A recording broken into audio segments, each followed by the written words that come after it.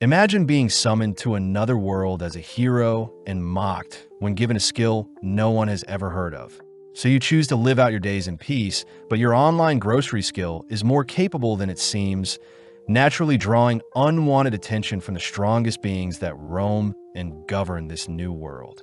Our story opens with our MC Mukuda Tsushi along with 3 other students being summoned before a princess, only to have their skills appraised by hooded figures.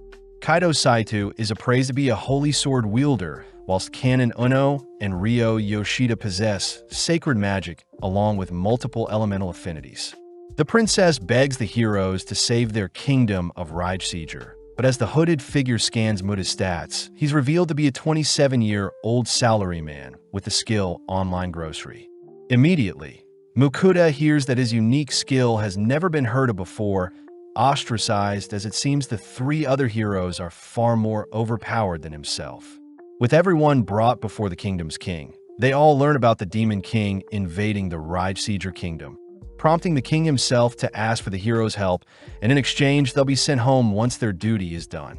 Heroically, Kaito, Uno, and Yoshida all agree to help the king, but Mukuda realizes something is sketchy about this whole situation, choosing to speak up as he asks to be pardoned.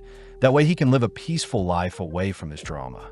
Surprisingly, Mukuda is allowed to leave, handed 20 gold coins, but Mukuda is unsure about the worth of said coins. Passing through town, Mukuda garners strange looks from the town's folks, choosing to purchase a change of clothes only to pay others for information he is searching for. Mukuda chooses to stop by a grocery store to pick up some food only to pick out a place to stay, slumping into his bed as he is grateful he chose a more peaceful life. Mukuda points out how the royals were carrying such luxurious items, showing signs of greed. But before Mukuda makes plans to leave the country, he calls for his status window to appear. Mukuda reads that he is level 1 and has the skill appraise and item box. A good turnout, as he doesn't need to carry around things. As for his online grocery skill, he's still unsure how it works. Fidgeting around for a bit, Mukuda ends up tapping on the skill, only to be frightened when an ordinary-looking grocery website pops out in front of him. Sifting through the items, Mukuda starts by adding water bottles to his cart, only to move on to some bread he can eat right away. When he goes to check out, he is asked to pay for his meal, choosing to pay with a silver coin, only to receive what he ordered magically via a cardboard box. Mukuda is impressed by such a skill, swiftly munching on his bread, as he reasons such a skill was unknown to the royals and could be used to sustain him and make a profit in this new world. Making his way out of town, Mukuda is advised to head to the town of Keels near the border of the kingdom, barely managing to hitch a ride with other travelers. During his journey, he makes some small talk with a traveling merchant, learning that the merchant plans to sell some soap in Keels, an item that is considered quite luxurious. Mukuda wonders why the merchant doesn't just store his luggage in his item box. But the merchant says the item box skill is quite rare, with only 1 in 1,000 having such a skill, whereas the appraisal skill itself is the rarest of them all, with only heroes being able to wield such skills. Mukuda hears that appraisal items are precious and are strictly held by the guilds and countries. But when the merchant wonders why Mukuda is asking him such things, Mukuda manages to conceal his rare skills, reasoning that his secrets should be safe as long as no one appraises him. When a merchant hears that Mukuda is planning on staying in Keels permanently, the merchant says it's a good idea, seeing as trouble is brewing in VIDZ and rumors say the kingdom's borders will be closed soon. Right on cue, Mukuda arrives at a stop only to learn that all travel services have been suspended. Visiting a tavern, Mukuda chats with some knights, surprised that the knights plan on shifting their jobs to monster hunting, seeing as a war starting would be less favorable for them. Visiting the town's guild, Mukuda greets the receptionist only to request for escorts to help guard him to the kingdom of Venan by foot. Seeing as such a request is quite taxing, the receptionist asks that Mukuda pay 8 gold coins for his job, but seeing as he has no other choice, Mukuda reluctantly pays up. Immediately, the receptionist calls out to Werner and his party, prompting Werner from the Iron Will to introduce himself as a C-rank adventurer. Seeing as he wants to head out as soon as possible, Mukuda says he'll cook for the gang to save on expenses, something Werner is grateful for, as he says he'll get his party ready to set off tomorrow morning. Cutting to the next day, Werner introduces Vincent the swordsman, Rita the scout, Roman their mage, and finally Franca the healer. Starting on their journey, the gang remembered to take breaks in between, allowing Mukuda to show off his item box skill, where he retrieves a cooking stove and pot. Mukuda remembers that a magic stove would cost him 50 gold, so instead he used his online store to purchase a gas stove, allowing him to whip up some soup and sandwiches for the gang. With every mouthful, the gang are impressed by Mukuda's cooking, but Mukuda is revealed to have used his online grocery skill to pick out some soup packets along with pre-made sandwiches. Seeing as his escort party is slowly warming up to him, they all agree to continue their journey, but with Rita as their front guard, she suddenly orders the gang to halt. Out from the nearby trees, two massive bugs fly towards them, prompting Werner and Vincent to dash towards the monsters, instantly slaying them.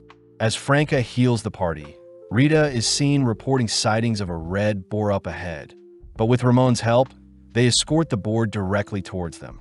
Stepping up to the plate once more, Vincent and Werner tag team the massive beast before them, but even as C ranks, they easily slay the creature.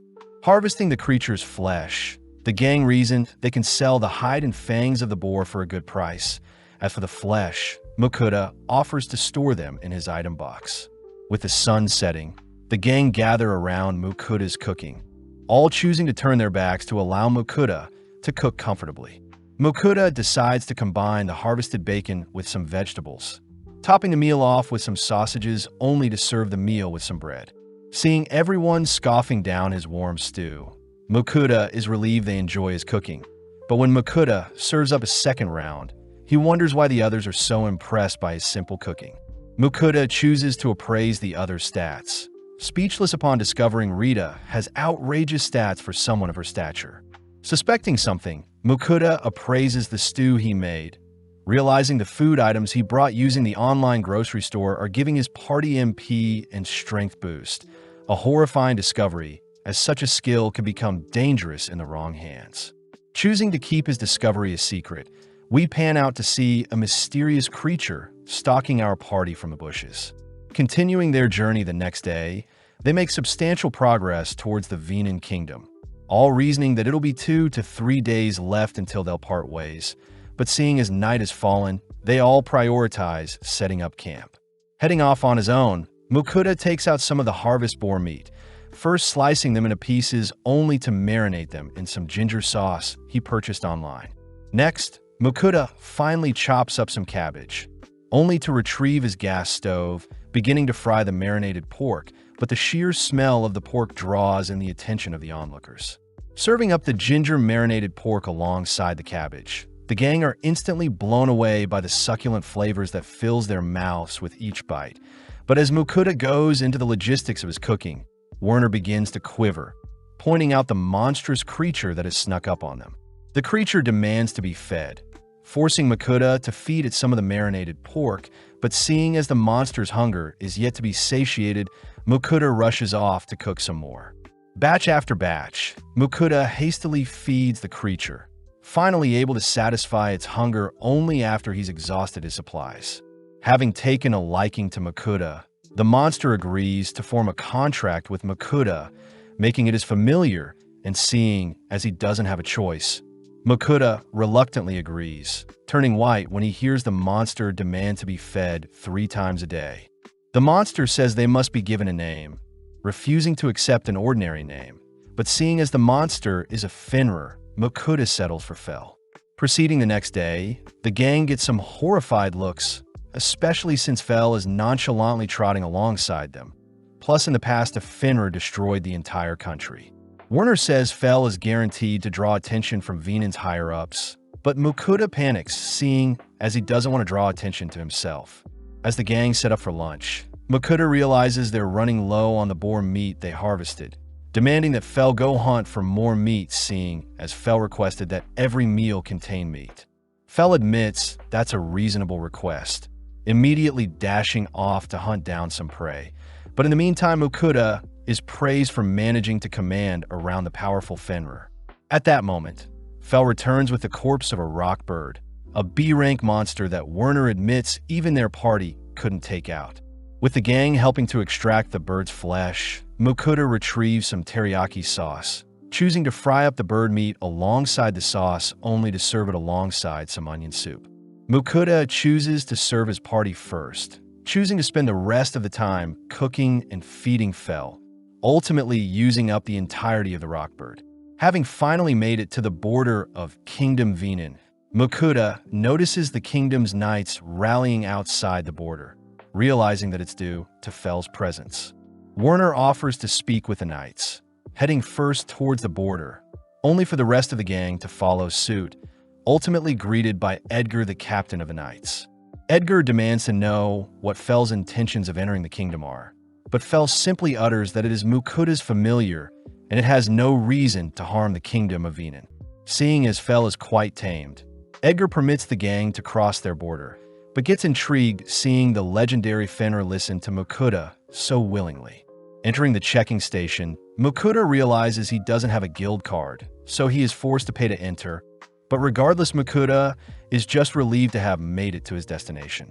Werner warns Mokuda that the king will surely want to meet with Fel and Mokuda, but Mokuda reveals he won't be staying for long, as he plans to travel the world.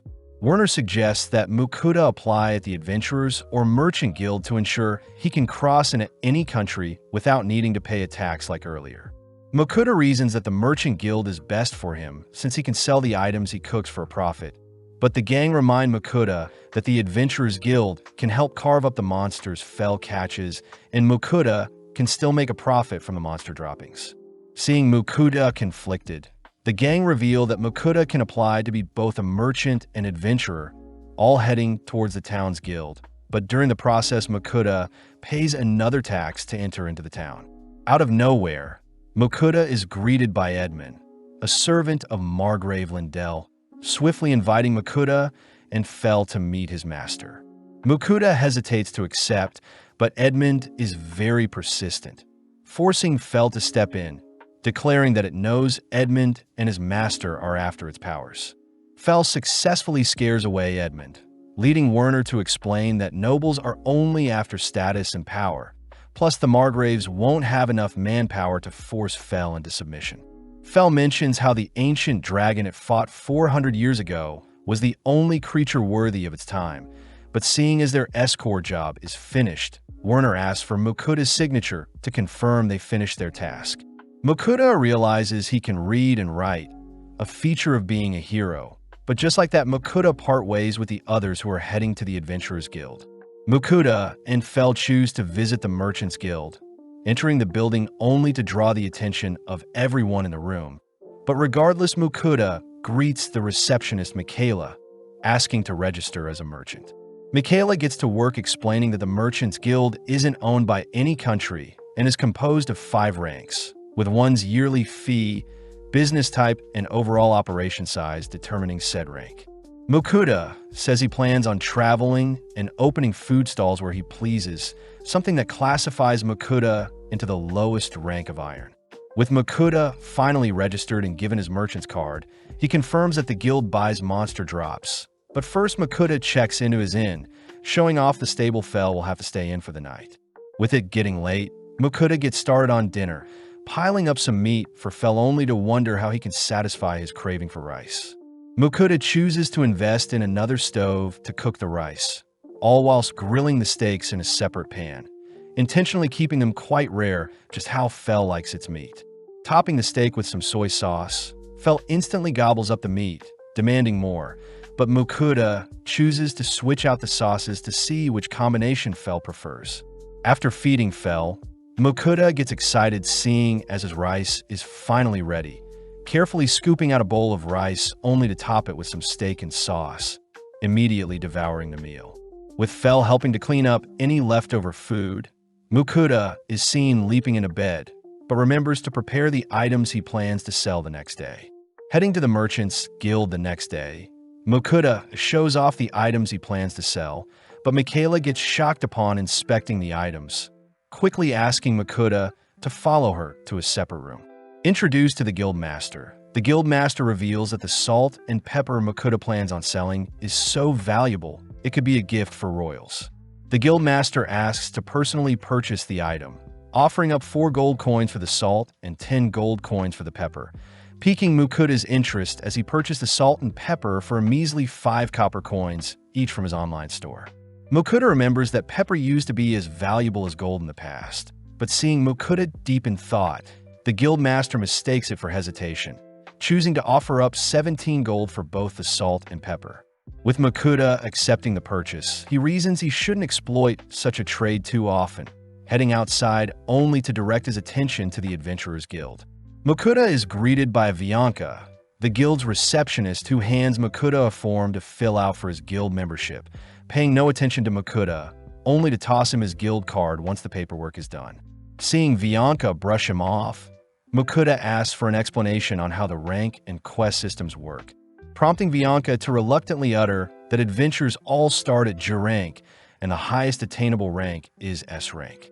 Adventurers can accept a quest 1 rank higher or equal to one's current rank, and that there is a validity period for an adventurer's rank. Plus, G ranks must accept a quest each month.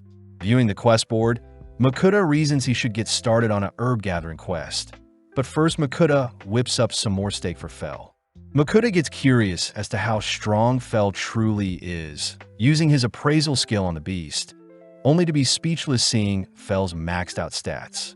Waking up bright and early the next day, Mukuda heads to wash his face, only to hear Fel growling at him, demanding to be fed a filling breakfast.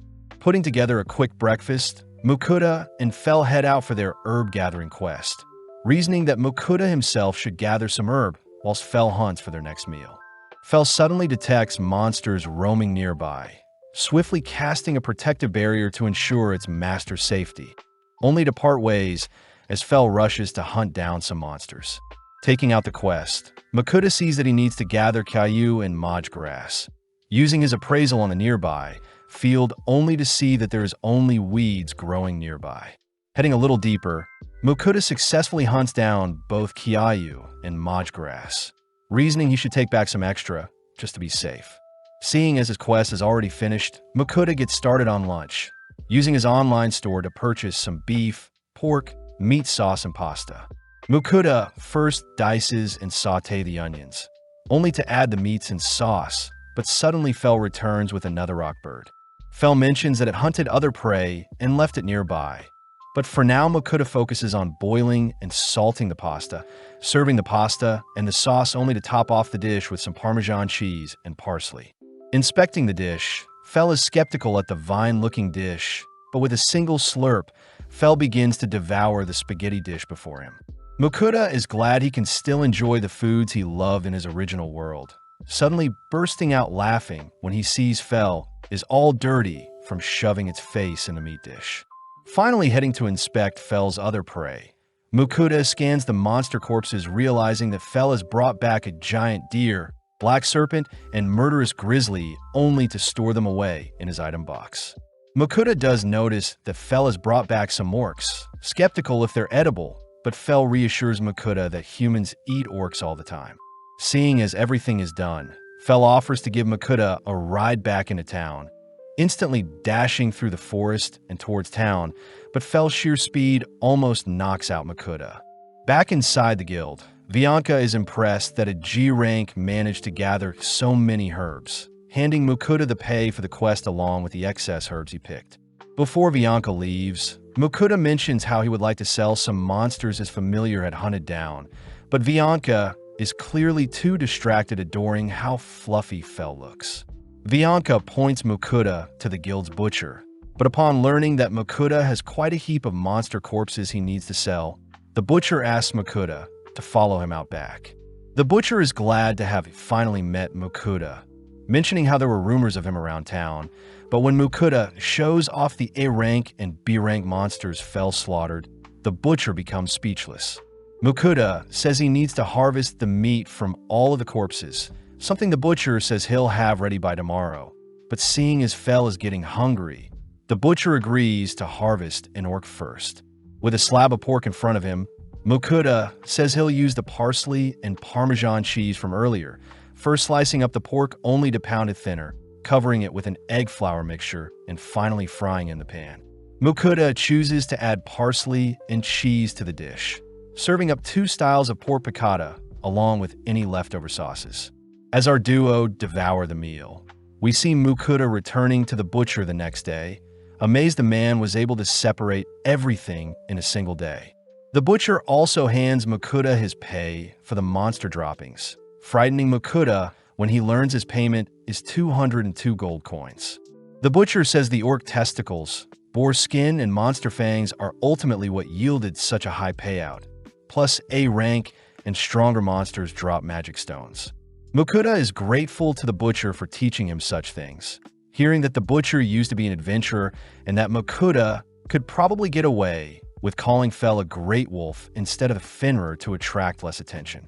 With nothing left to do in town, Mukuda and Fel continue their exploration of this new world, choosing to travel all day only to stop and set up camp once the sun begins to set. Seeing as Fel had earned him a lot today, Mukuda asks what Fel wants for dinner, but as Mukuda scrolls through his online store for takeout food options, Fel can't help but drool profusely. Settling on an assortment of meats, Fel takes his time gobbling each individual lump of meat, but off to the side Mukuda starts to cook up some Japanese black wagyu. Serving up a single wagyu steak to Fel.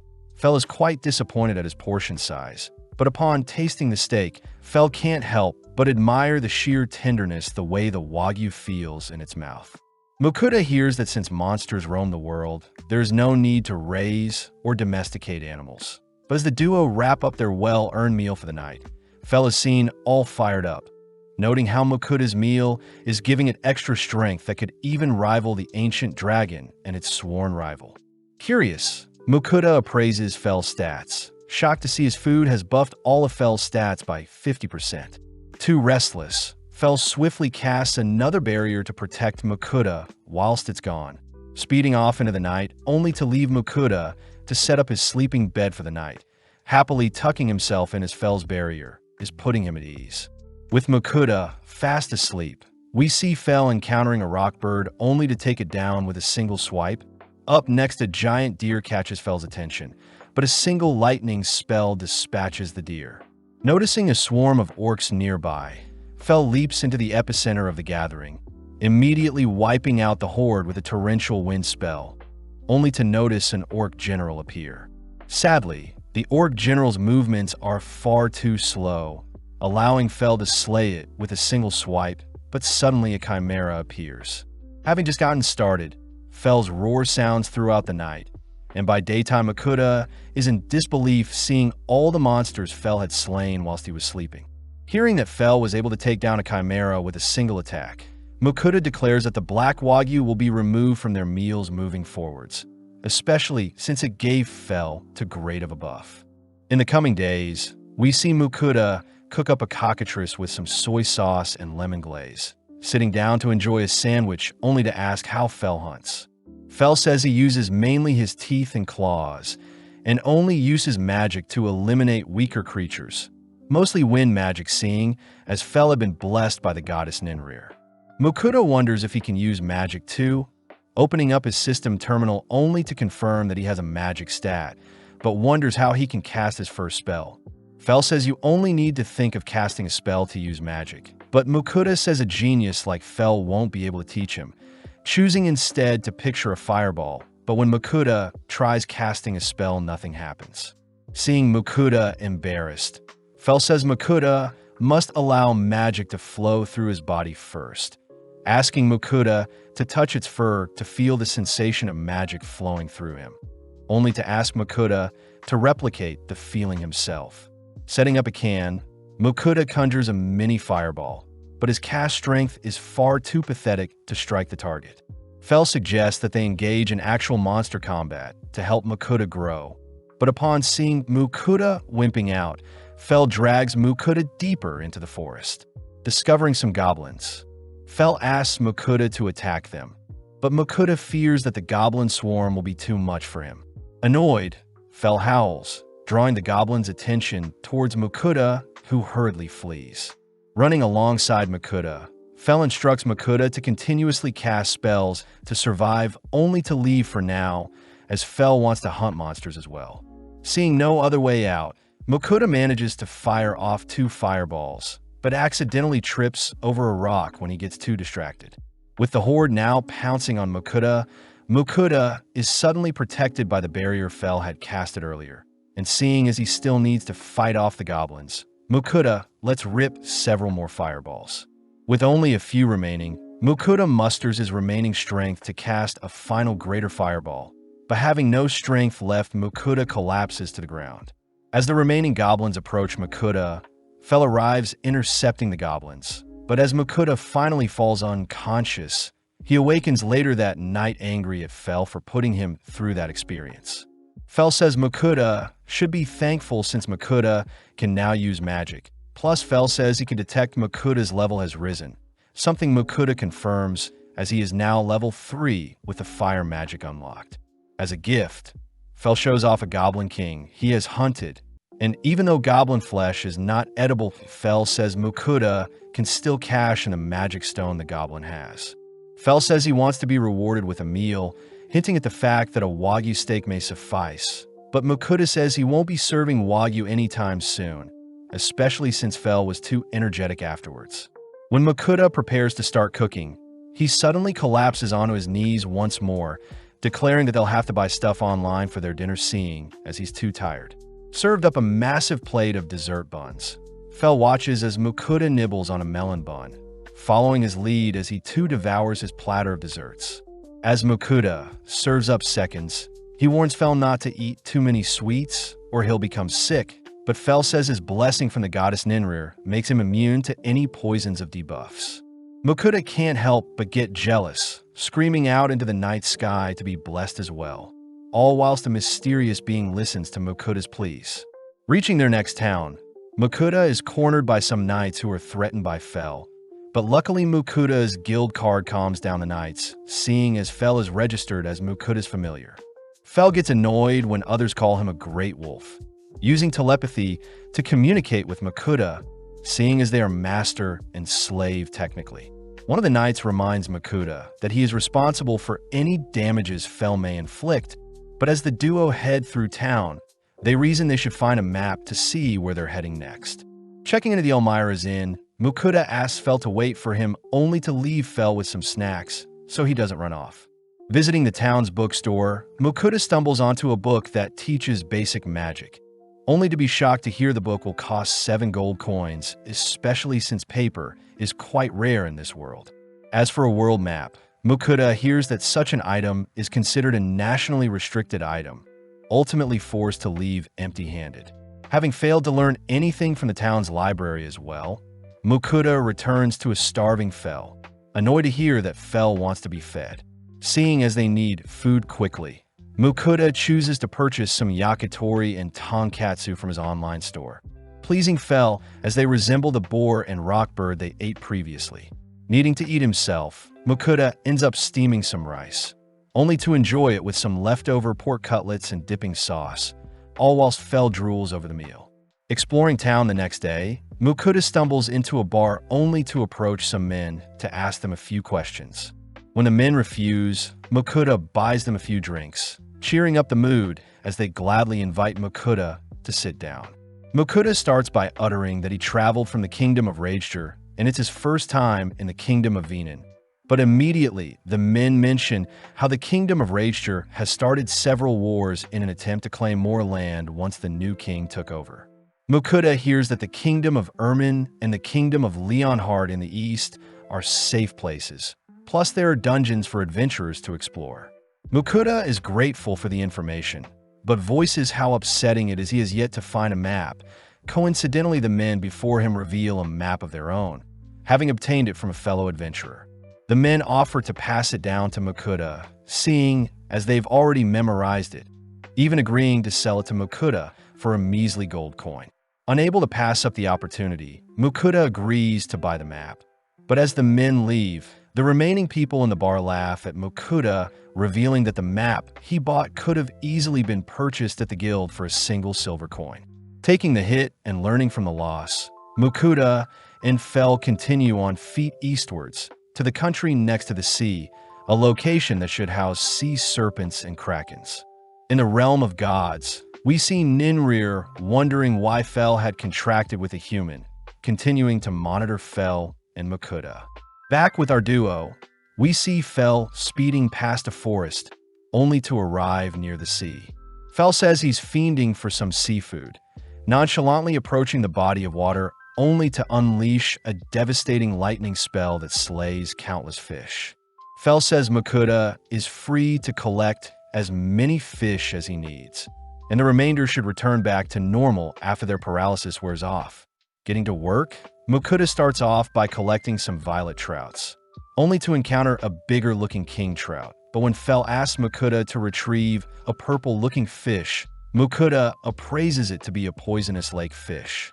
Makuta instantly tosses the poisonous fish back into the water, reminding Fel that his human body won't be able to withstand poison, instead settling for the other fishes. Makuta and Fel proceed to gather firewood only to start a fire with Makuta's fire magic, followed by Makuta buying flour, butter, and mushrooms. Next, Makuta washes and guts the fishes, seasoning them with salt only to skewer and roast them over a fire. Moving on to the king trout, Makuta begins filleting the fish, switching things up by wrapping up the king trout in some foil alongside some seasoning, placing this batch alongside the fire to cook. Finally, Makuta moves on to the remainder of the fish, battering them only to grill them like normal. With 3 different fish dishes completed, the boys tuck into their dinner, prompting Makuta to take out a can of beer to pair it with the fishy meal. With every bite of fish and sip of beer, Makuta gets lost in the endless flavors in his mouth. But suddenly Fel cries for more fish, forcing Makuta back onto his feet as he continues to fry up some more fish. Having stuffed themselves, Makuta mentions how their dinner reminded him of camping, but as he heads to clean up, he suddenly bumps into a slime. Fel reasons that they shouldn't worry about an insignificant creature like a slime ruining their night. And when Makuta pokes at the slime, he can't help but adore it. Checking its stats, Makuta confirms that the slime was born 3 days ago and has very low stats. But when Makuta sees that the slime is hungry, he feels bad since there is no food left. Surprisingly, the slime hops over to the rubbish that is piled up, slowly dissolving the rubbish Makuta was supposed to clean up, but Makuta steps in when it begins to dissolve his cooking utensils. In mere moments, the slime had helped Makuta clean up any trash left over, earning some praise from Makuta as he gives the slime a tight hug.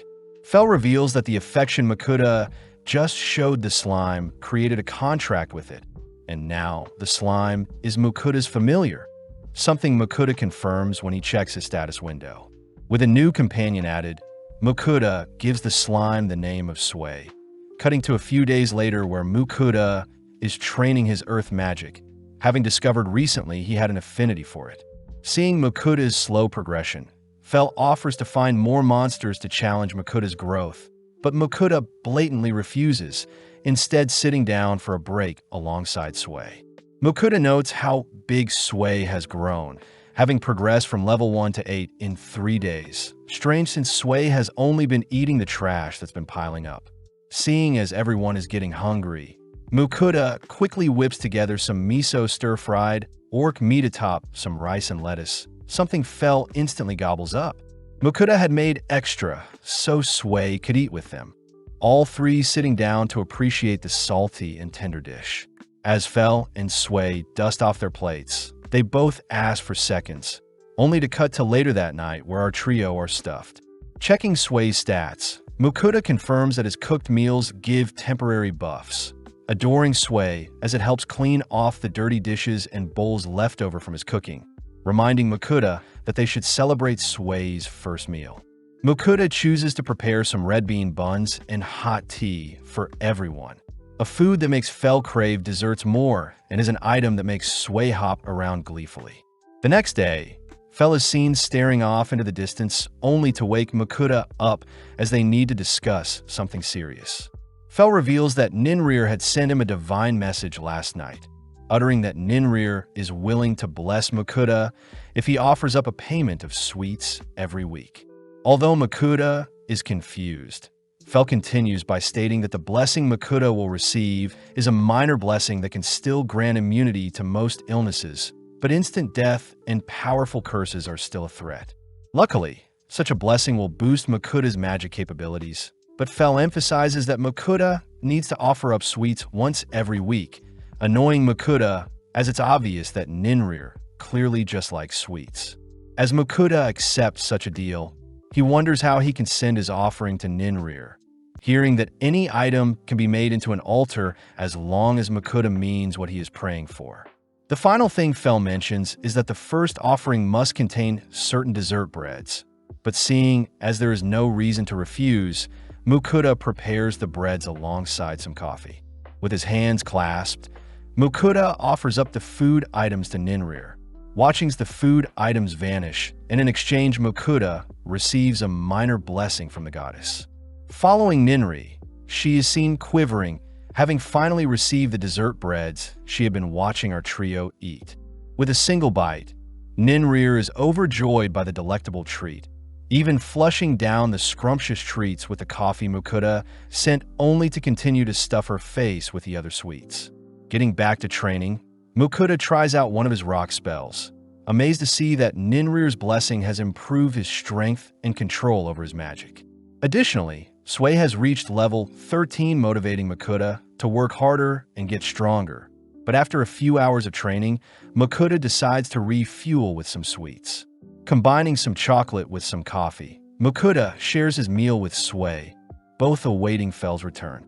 After some more waiting, Fell finally returns, instantly sniffing out the chocolate Makuda had snacked on whilst he was gone, forcing Makuda to purchase some more chocolate to quench Fell's cravings.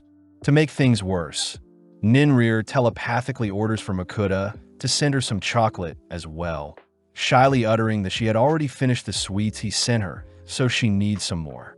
Reluctantly, Makuda agrees, only for Fell to rush Makuda onto his back, horrified to hear that Makuda's training isn't going well, only to whisper under his breath that they'll need to visit a certain location after all. Arriving before a cave, Fell utters that it is actually a dungeon before them and Makuda will need battle experience to train his new earth magic. Seeing Makuda try to sneak away, Fell swiftly tosses Makuda back towards the dungeon, reassuring Makuda that the dungeon is only filled with weaklings, but Makuda says they're weak only to Fell. Fell reminds Makuda that one day he won't be able to fully protect Makuda, finally giving Makuda the courage to tackle the dungeon. But first Makuda declares he'll need to eat first. Ordering tons of takeout, Makuda finally tells Fell about the stats boost his food grants, and since Makuda can't tell what foods boost which stats, he simply begins to gorge on spread in front of him. Only tasting each food item, Makuda hands the leftovers to Sway, who helps clean up any mess, whilst also leveling up from consuming non-food items. As Makuda finishes up tasting the desserts, he comments on how full he is, and upon checking his stats, he confirms that everything is boosted by 20%. With Fell and Sway eating the leftovers, Makuda sees that their stats went up as well, and with Fell casting his barrier on Makuda, they finally enter the dungeon with Makuda wielding a sword. As Makuda slowly treks into the cave, he suddenly encounters a slime, wondering if he should slay it since Sway is present, but in an instant Sway spits out some acid, instantly slaying the opposing slime. Fell is impressed that Sway had learnt such a skill, all watching as Makuda follows up with a stone bullet to attack an incoming slime, only for Sway to finish off a second approaching slime. Makuda is freaked out hearing that the dungeon will absorb anything that dies in it, including the slime corpses before them. But as they venture deeper, Fell warns Makuda that horned rabbits are on the next floor. With the rabbits rushing Makuda, he aimlessly swings his sword around, only to move on the next floor where Makuda faces some goblins with his fire magic. Makuda does wonder why monsters are still attacking with Fell present, hearing that monsters in the dungeon attack anything that enters, suddenly running into kobolds on the next floor. At first, Makuda attempts to flee, but seeing no other escape, Makuda manages to unleash 2 earth projectiles that flatten the kobolds, amazing Makuda himself. Fell reminds Makuda to grow stronger whilst in the dungeon, all heading into the deepest floor of the dungeon. But horrifically, Makuda encounters hundreds of kobold guarding the last floor. When Mukuda tries running away again, Fel stops him, allowing Sway to help this time with clearing the floor. Plus, Fel himself can always step in if things get hectic. Seeing Sway pumped up, Fel shoves the pair towards the enemy, alerting the kobolds to Mukuda's presence as they all simultaneously lunge at Mukuda. Luckily, Fel's barrier repels the attacking monsters, giving Sway the opening to slay several kobolds with its acid spit. Mukuda rushes to join in, casting several stone bullets in tandem with Sway's acid spit to clear out the majority of the attackers. After a while, only 2 kobolds remain, both seemingly fleeing the scene, but out of nowhere their corpses are flung out of hiding, revealing the boss of the dungeon, the Kobold King. Fel says the king has appeared since his subordinates have been slain, but out of nowhere the king locks onto Mukuda, forcing him to flee. With Mukuda attempting to take down the creature with his stone bullets, he realizes that the projectiles simply deflect off the king's tough exterior, panicking as he can only flee from the king's axe swings.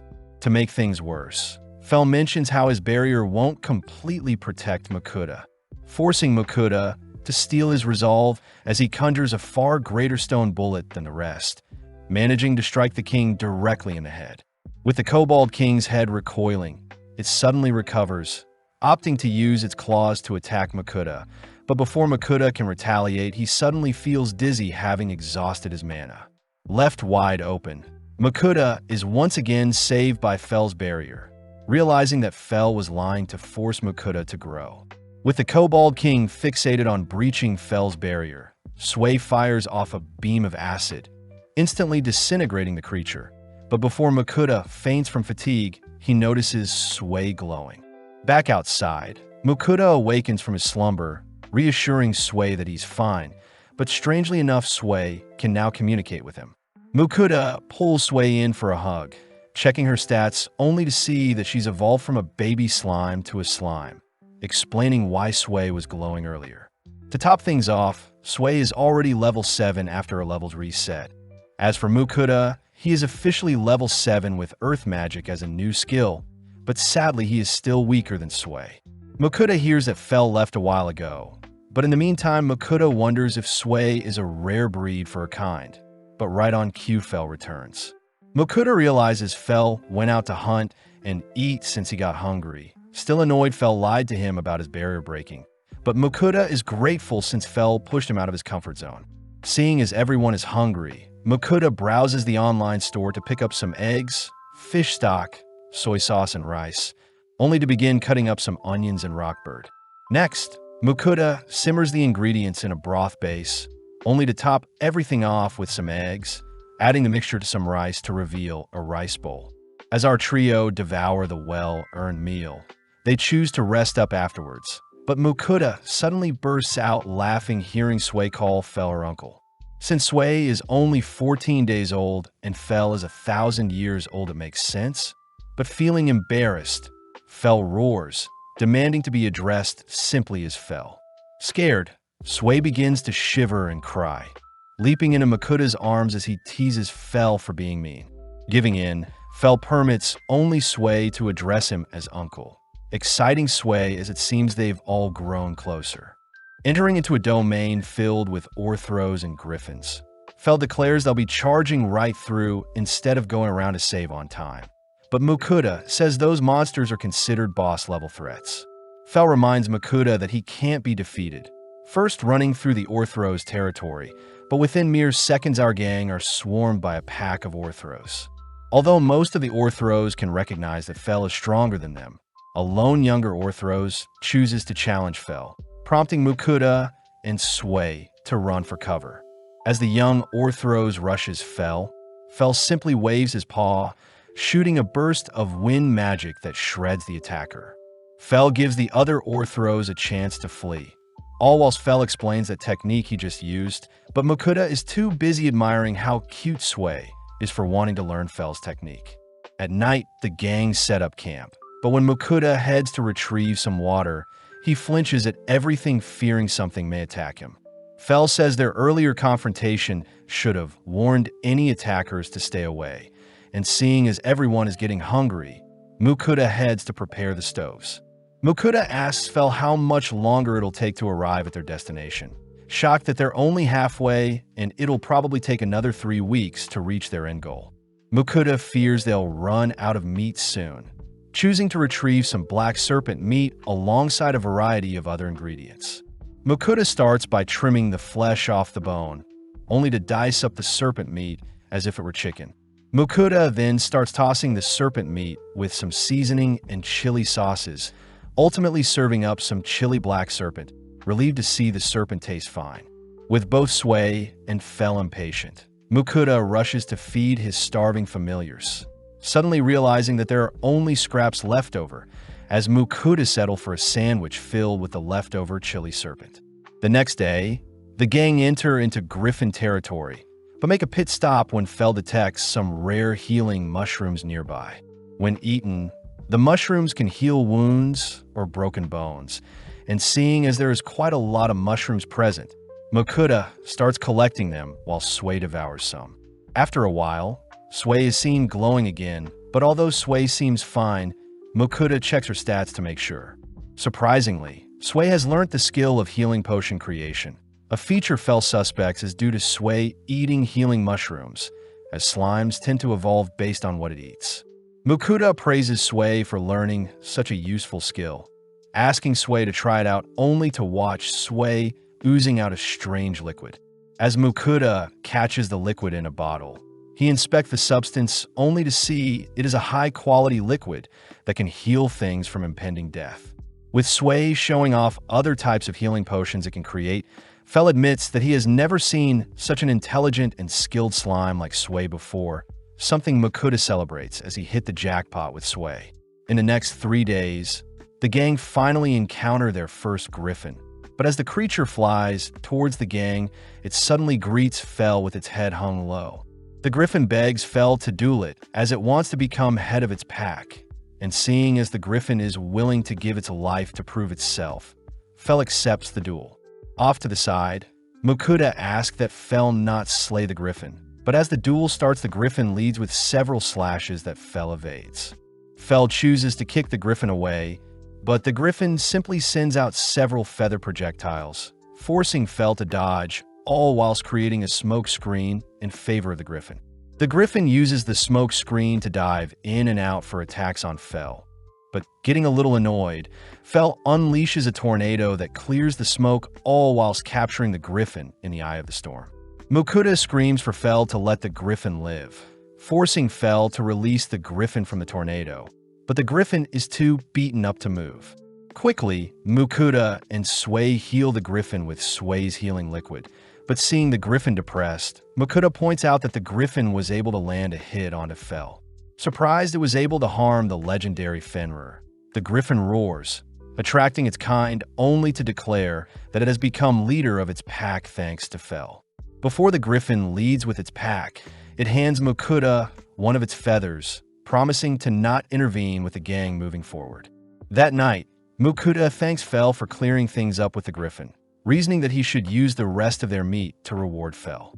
Mukuda opts to batter and season the remainder of their orc meat, deep frying it only to serve it beside some cabbage and sauce, a meal both Fel and Sway gladly devour. With Mukuda whipping up second for the gang, he is reminded by Fel to send offerings to Ninrir, cutting to a few days later where the gang have finally emerged from the forest. Mukuda celebrates a month and a half worth of traveling, checking the map to see that they're close to the kingdom of Leonhardt, and seeing as they're basically out of meat, the gang sprint to search for any man-made roads.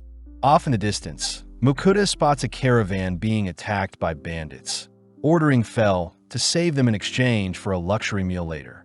Enticed by the offer, Fel rushes towards the caravan, all whilst we see Lars desperately fending off the bandits, all whilst Lambert is ordered to remain hiding in the caravan.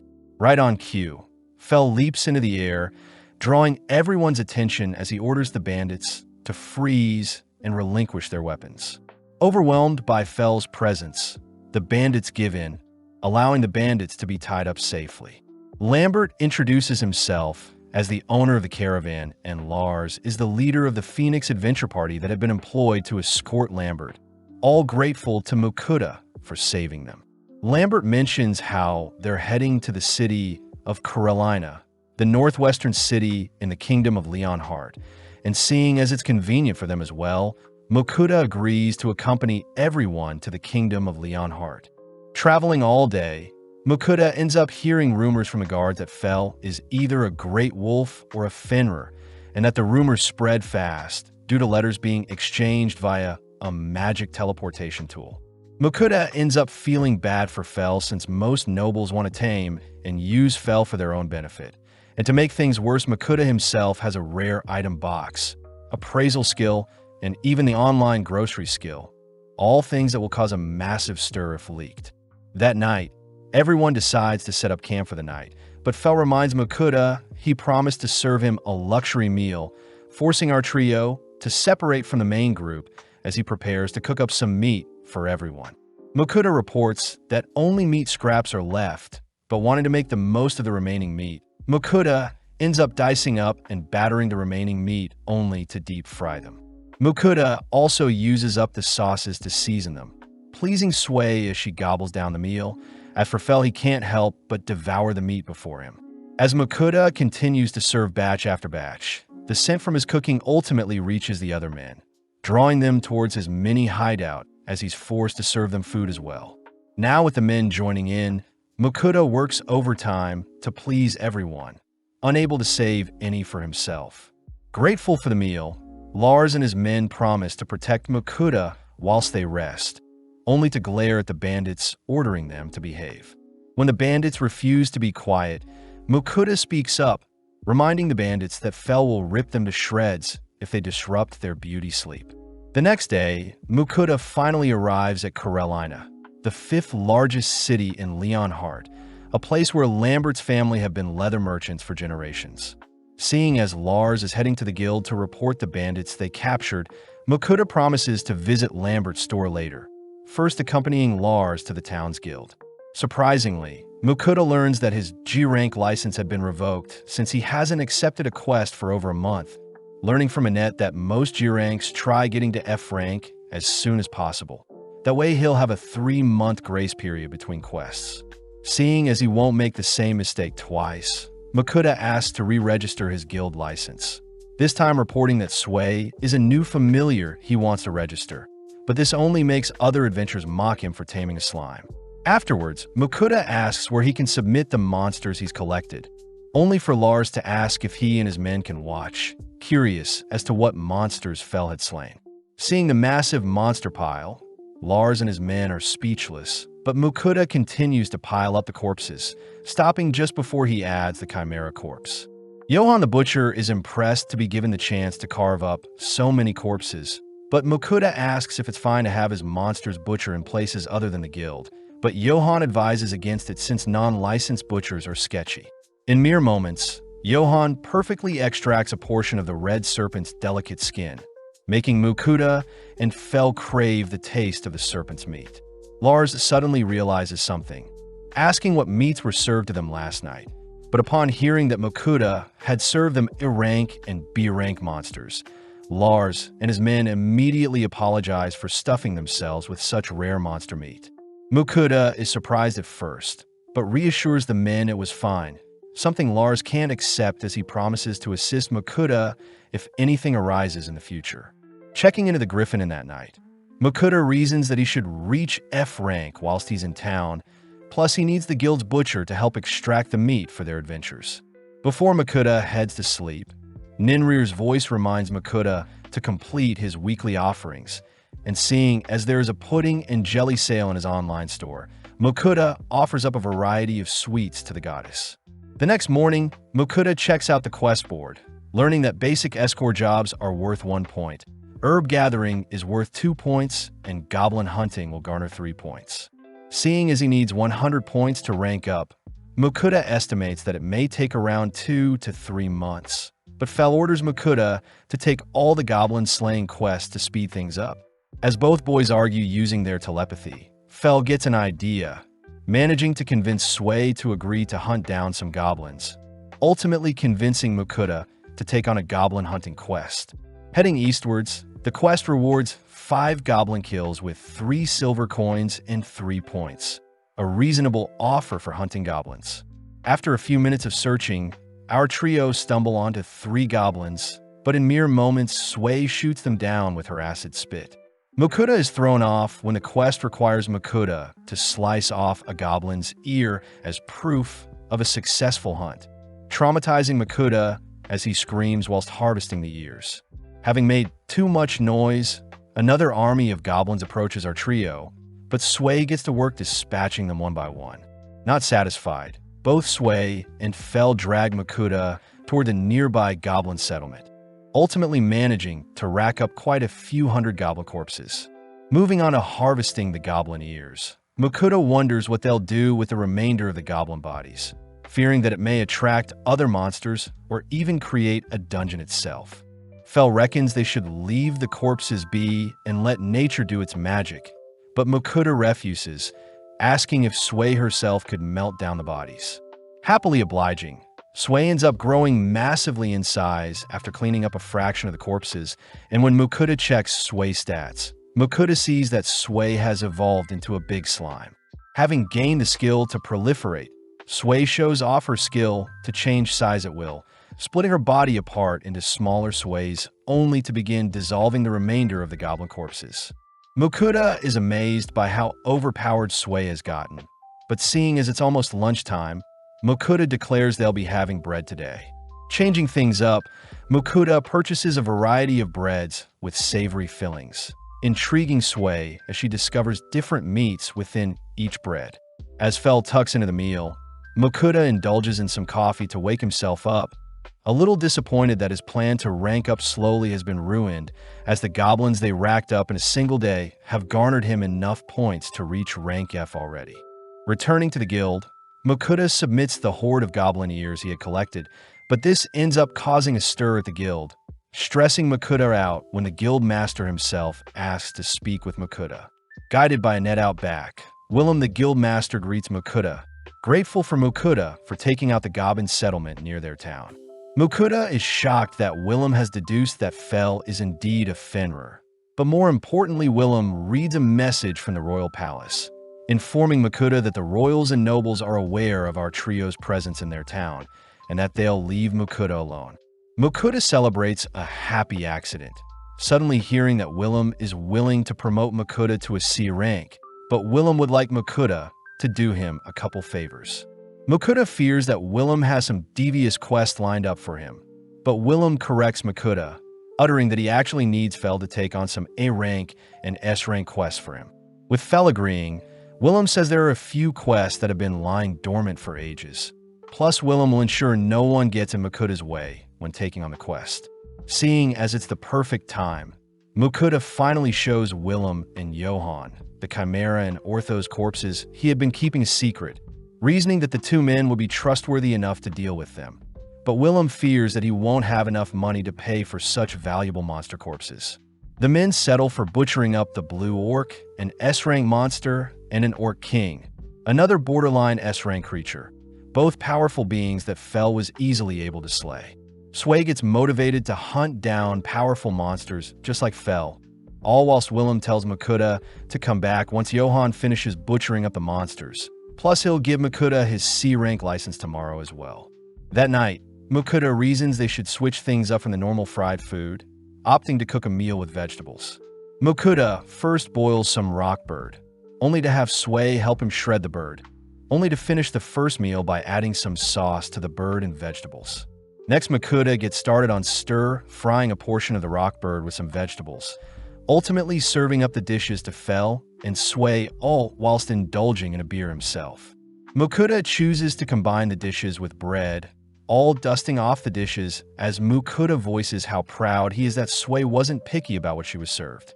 Noticing Fel cramped in his sleeping space, Mukuta offers to lay down a futon to help Fel sleep, only for everyone to finally head to bed.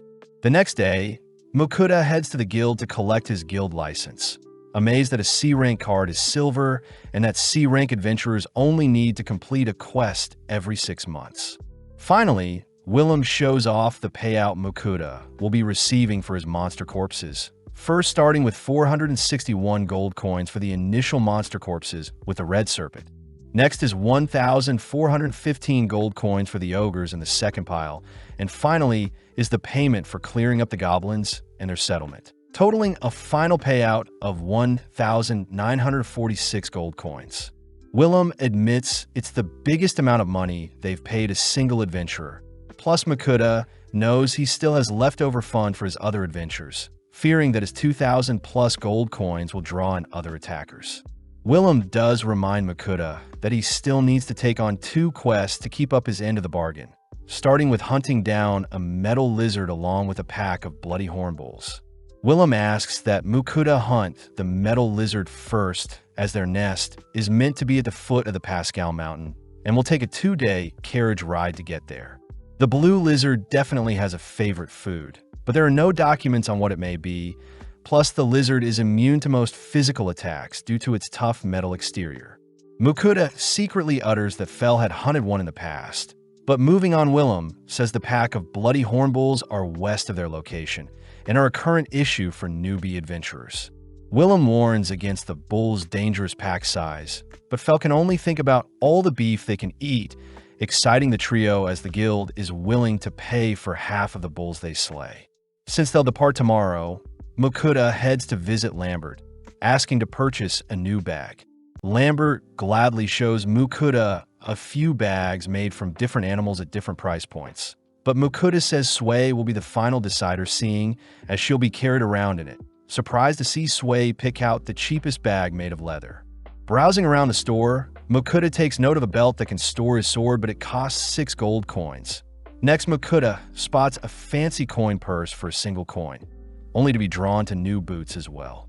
Lambert says Makuta's total will be 11 gold coins, but seeing as Makuta saved his life and fed them expensive food, Lambert is willing to give Makuta the items for free. Before Makuta departs, Lambert asks if Makuta has any red serpent skin left, but Makuta apologizes since he sold everything to the guild. As Makuta promises to sell some of his monster droppings to Lambert next time, they part ways, only for Fel to request some snake for dinner. Seeing as they have a big day tomorrow, Makuta agrees to fulfill Fel's wish, first battering up some chunks of serpent meat only to double deep fry them. Instantly, Fel and Sway swoop in and devour the meal. And seeing as they recently restocked on food, Makuta is more than happy to feed them until they're stuffed. Once Fel and Sway are satisfied, Makuta reasons he should fry up some extra and store them for later, ending the night with a beer to accompany his meal, all while Sway and Fel knock out for the night. Heading towards the mountain where the metal lizards reside the next day, Makuta tries guiding Fel, but relying on his keen senses, Fel darts towards a cave, having detected a lizard resting inside. Slowly descending the cave, the gang notices a metal lizard off in the distance, but it seems to be glowing. Makuta appraises the lizard to be a mithril lizard, suspecting it mutated after devouring the nearby mithril ore, and seeing as there are no other lizards nearby, Fel will have to engage it. Fel explains that mithril is quite durable and highly resistant to magic, worrying Makuta, but in an instant Fel's lightning spell fries the lizard, smirking as he reminds Makuta that he is a legendary Fenrir. As Makuta stores away the lizard's corpse, he reasons he should gather some mithril for himself, wondering if he could craft a blade or some armor. Fel gets annoyed, declaring that Makuta won't need any mithril in his arsenal, as his barrier is stronger than mithril and his attacks are far more efficient than any mithril blade. And seeing as Fel is still energetic, they all rush to take on the bull quest. After a while of traveling, our trio stand before the horde of bulls, prompting Makuta to wait atop a hill whilst Fel deals with the monsters. Surprisingly, Sway herself wants to hunt down monsters as well, quickly meeting up with Fel as they use the tall grass to their advantage, ultimately pouncing and massacring the nearby bulls. Makuta is completely horrified at how strong his familiars are, but nonetheless gets started with collecting the bulls' corpses, grateful to Sway and Fel for helping with transferring them into his item box. For a quick lunch, the gang munch on some sandwiches stuffed with orc and rockbird, all whilst Makuta flushes down the meal with some cola. Intrigued, Sway asks to taste the carbonated beverage, piquing Fel's interest as well, only for everyone to wrap up lunch. As the sun begins to set, Mukuta shows off the mithril lizard Fel has hunted, shocking Johann and Willem as the last sighting of a mithril lizard was 400 years ago, plus the discovery of a mithril vein is the fourth of its kind. Mukuta realizes how catastrophic his findings are, especially since the mithril lizard along with the discovery of the mithril vein will have to be reported to the city lord and the king, but luckily Mukuta will get paid around 5,000 gold for a job well done. Mukuta panics at the amount of money he'll be holding, but Willem says they need to gather the funds first, asking Mukuta to keep everything discussed a secret for now. To make things worse, Mukuta reveals they completed the bull's quest as well, wrapping up the day as they leave the guild, stressed about all the attention he'll get if people find out what Fel is capable of. Regardless, Mukuta chooses to treat the gang with their newly harvested beef, starting off by slicing up several steaks only to season and sear them carefully. Serving up the first round of steaks, the gang immediately shiver at the plump and savory beef steaks, prompting Mukuta to serve up another round, but this time alongside some garlic steak sauce. As our trio eat till their heart's content, Mukuta is seen doing the dishes, flattered by Fel, who says he will only eat things that Mukuta cooks him moving forward. Mukuta is grateful to Fel and Sway for making his life easy, but as he heads to bed that night, he quickly remembers to offer up some sweets to Ninrir, even adding a few extras since Ninri personally requested specific sweets. As Mukuta's offering is sent to Ninrir, a few other voices can suddenly be heard in his head, revealed to be Agni, Kisharl, and Rusalka, fellow goddesses that are jealous of the tasty treats Ninrir has been receiving.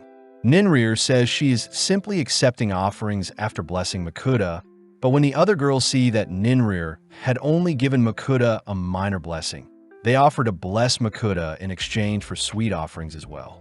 Kisharl says she is the goddess of earth whilst Agni is the goddess of fire, both elemental affinities that Mukuta currently possess, and seeing as the goddess of creation may scold the girls for giving out to many blessings, they'll simply give Mukuta minor blessings like Ninrir. Mukuta secretly wonders if he could deny such offers, especially since it's never been heard of for someone to have more than one blessing. But having heard enough of Mukuta's whining, Agni and Kisharl both bless Mukuta regardless.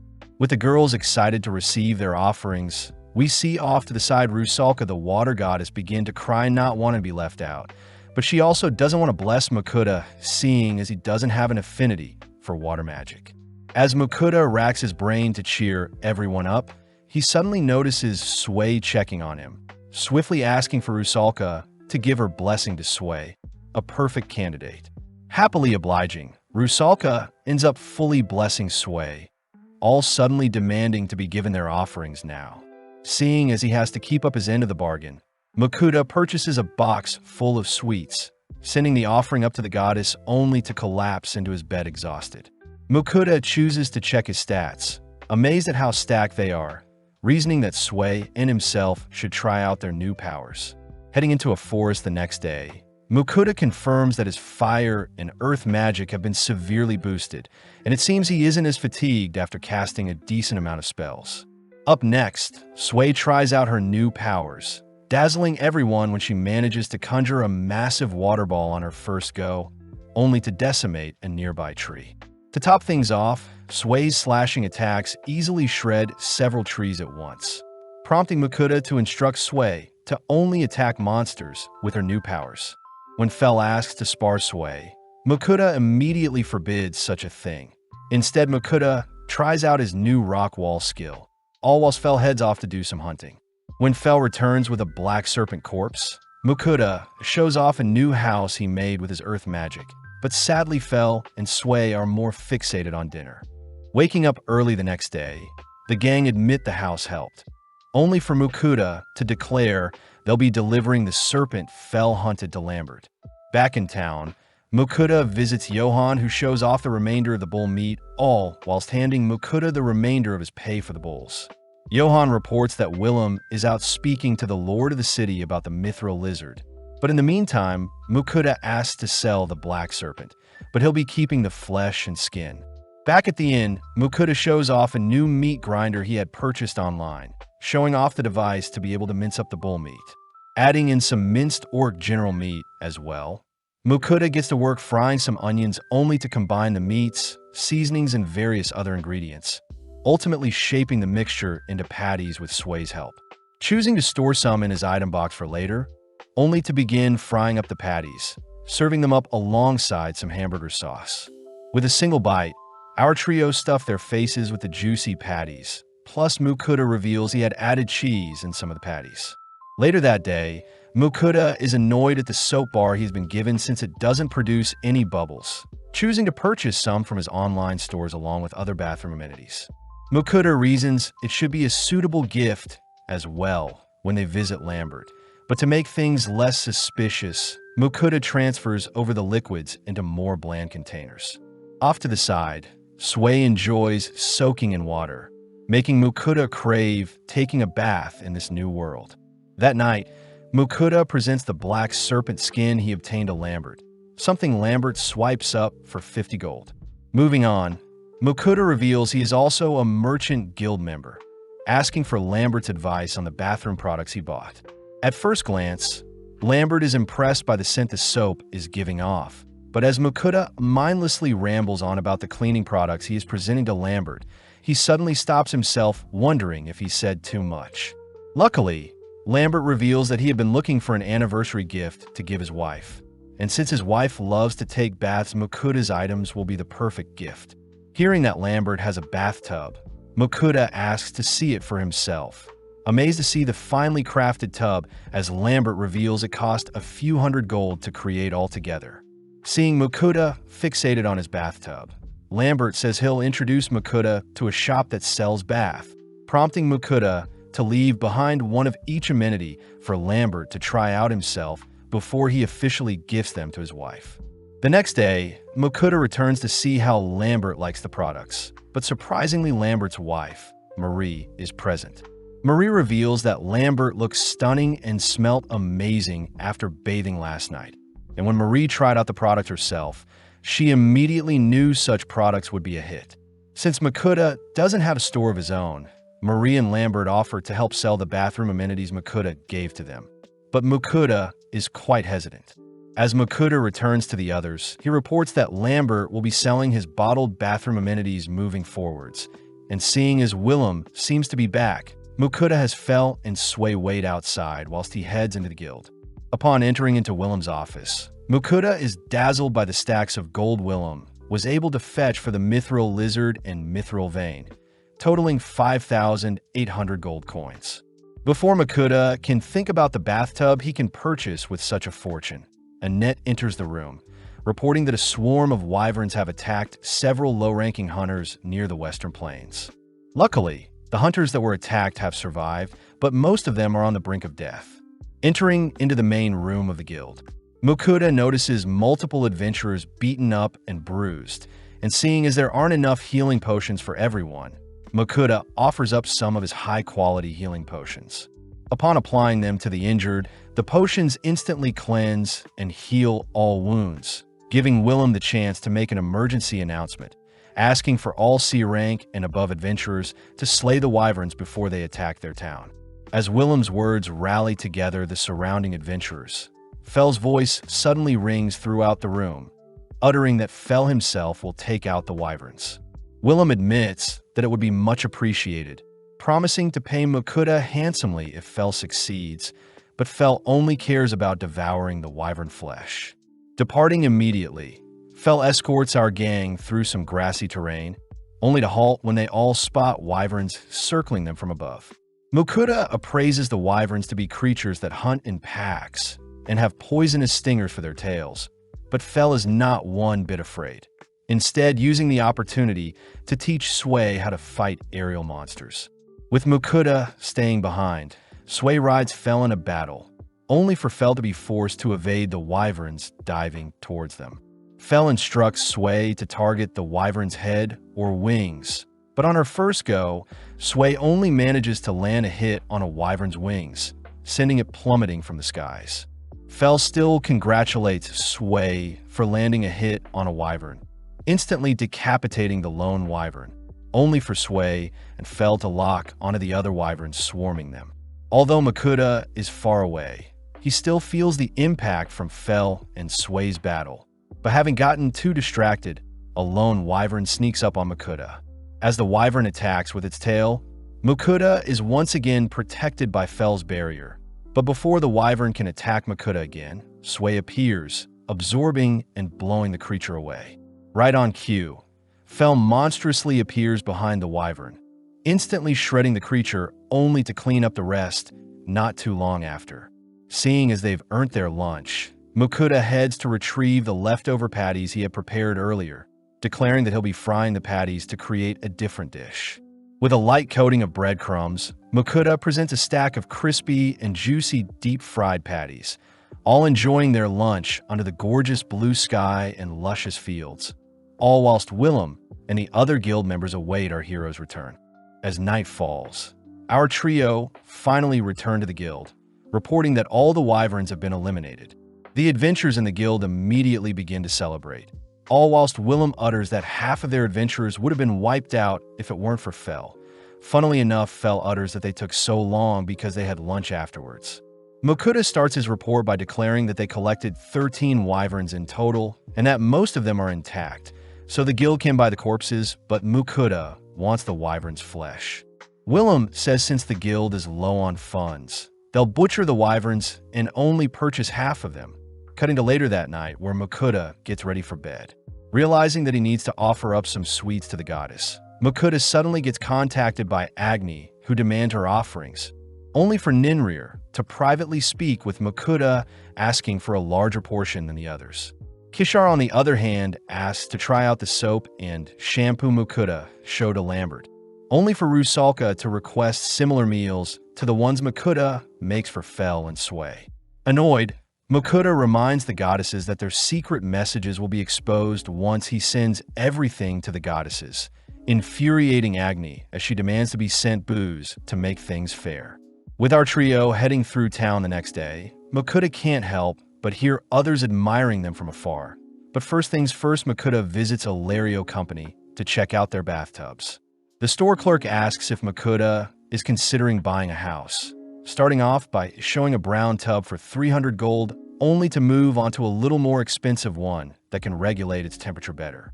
Finally, the store clerk shows off a white tub that is the most popular yet expensive one, but seeing as he doesn't care for the color of the tub, Makuta asks to purchase the green tub. The store clerk is surprised at the quick decision, asking if Makuta needs a payment plan, but Makuta simply pays for the tub in full. After storing it in his item box, Makuta says they'll be leaving town, heading deep into the forest where he can finally make use of the bathtub. In the meantime, Fel runs off to do some hunting, leaving Sway and Makuta to map out a general area for their tub, only for Makuta to erect stone walls to encase them in. Next, Sway is tasked with filling the tub with water, only for Makuta to heat up the water with his fire magic. Taking charge, Makuta starts by scrubbing himself down, only to finally indulge in the steamy goodness that is the warm bath water, remembering to add bath salts to help hydrate his body.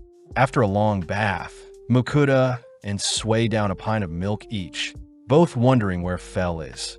Seeing as he has time, Makuta gets started on preparing the wyvern meat, first slicing up some onions only to thinly cut up the wyvern meat. Into a pot, Makuta tosses all the ingredients and brings it up to a boil, only to serve the mixture onto a bed of rice. Makuta finds it strange that Fel has yet to return, so he reasons he should start on another meal that will take up some time. Purchasing some more vegetables and seasoning, Makuta dices up some carrots, onions, and potatoes, only to portion out chunks of wyvern and beef meat. Next, Makuta fries the meat, adding the remaining ingredients alongside some sauces and wine, ultimately creating a wyvern stew. With the sun beginning to set, Sway suddenly detects Fel nearby, but surprisingly Fel has brought the corpse of a dragon he slayed. Makuta is speechless upon hearing that Fel slayed a earth dragon, and seeing as Fel is quite satisfied with his hunt, Makuta reminds Fel that they can't bring the dragon to the guild as it'll be too expensive for them to purchase. More importantly, Fel is able to sniff out the sweet scents of the stews Makuta prepared, but Makuta states they won't be having dinner until Fel cleans himself up. Searching through his online store, Mokuda chooses to pick out some grooming products for pets, only to begin brushing out Fell's fur to untie some knots. Moving on, Mokuda begins splashing Fell with some water to prep him for the shampoo. But seeing as it's taking longer than usual, Mokuda uses Sway as a shower to spray down Fell.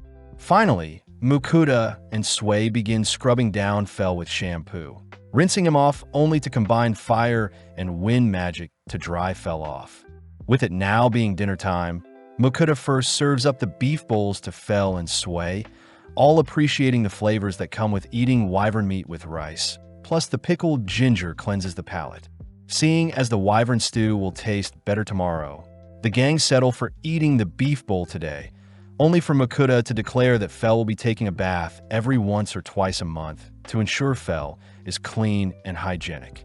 Returning to town, Mokuda shows off the earth dragon Fell slayed, but Willem and Johan are in complete disbelief, both refusing to touch the creature, seeing as every part of the dragon is extremely valuable. Luckily, Willem mentions that the guild master from Dolan is quite knowledgeable on dragons, and seeing as Dolan is close to the sea, the gang get excited. Wrapping up his stay in town, Mokuda makes sure to say his farewells to everyone, receiving a letter meant for the guildmaster at Dolan along with a map Willem had marked to help with Mokuda's travel.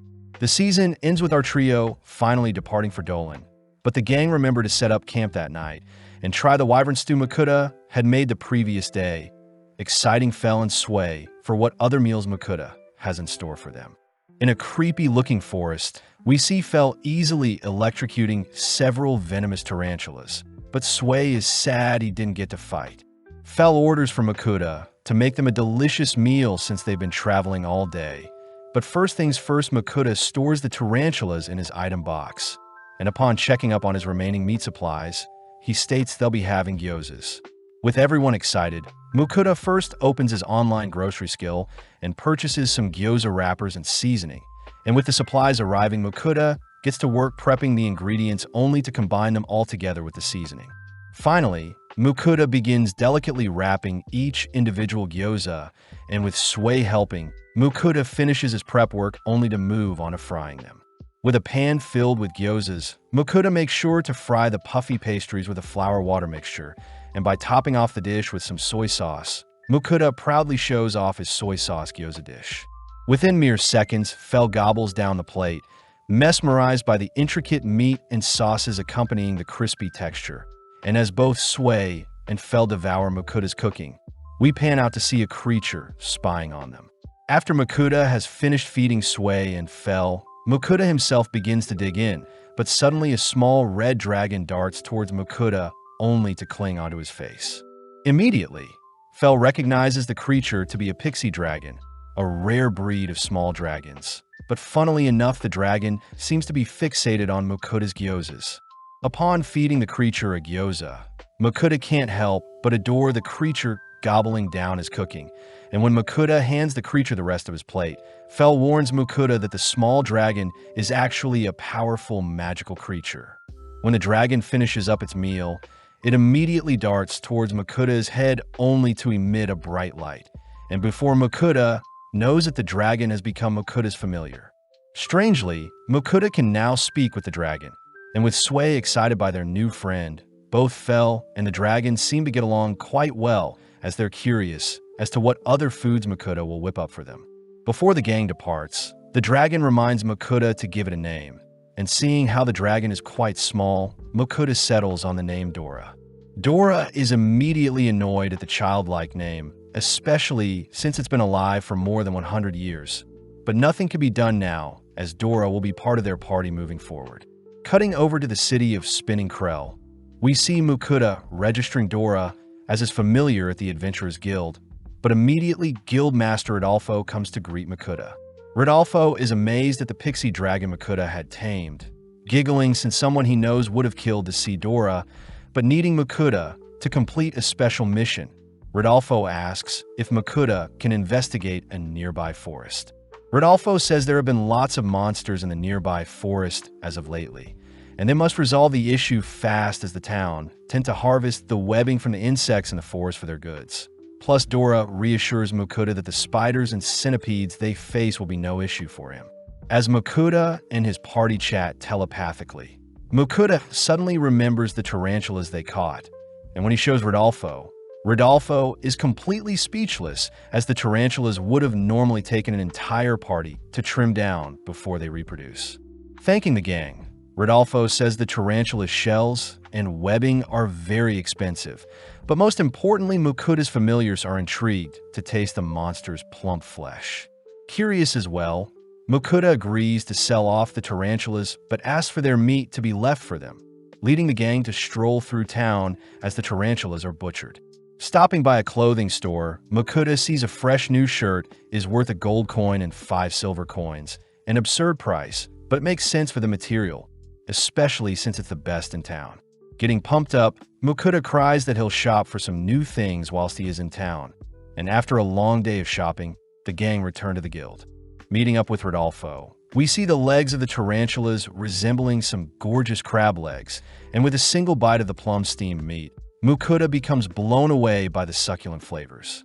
Getting an idea, Makuta heads into the forest and whips up some fried rice, salad, an omelet, and some spring rolls with the meat, and with the gang celebrating Dora's admission into their party, they all begin to dig into the meal. Bite after bite, the refreshing and savory flavors all intermingle with each other, and before Makuta forgets, he chooses to grill some of the tarantula legs, just like he would crab legs. Immediately, the others swarm Makuta's grill, forcing Makuta to share them. In the middle of the meal, Dora reveals that he had smelled Makuta's cooking when he was in the city of Carolina, but this means that the sudden influx of monsters in the nearby forest must have been Dora's existence, as the monsters were simply trying to scare Dora away. Regardless, the gang wrap up their meal, and as we cut to later that night, Makuta and Sway are seen cooling off in a hot steam bath. Settling in for the night, Makuta wonders if he is forgetting something, but as we cut to the next day, Makuta is seen selling the remainder of the tarantula shells from the legs they devoured yesterday. As Makuta hands Rodolfo some leftover meat, he remembers that he still needs someone to help process the earth dragon Fell hunted down, prompting Makuta to ask if Rodolfo knows anyone in Dolan that can help process the earth dragon corpse. Caught off guard, Rodolfo cries that Makuta can buy an entire kingdom with the dragon corpse.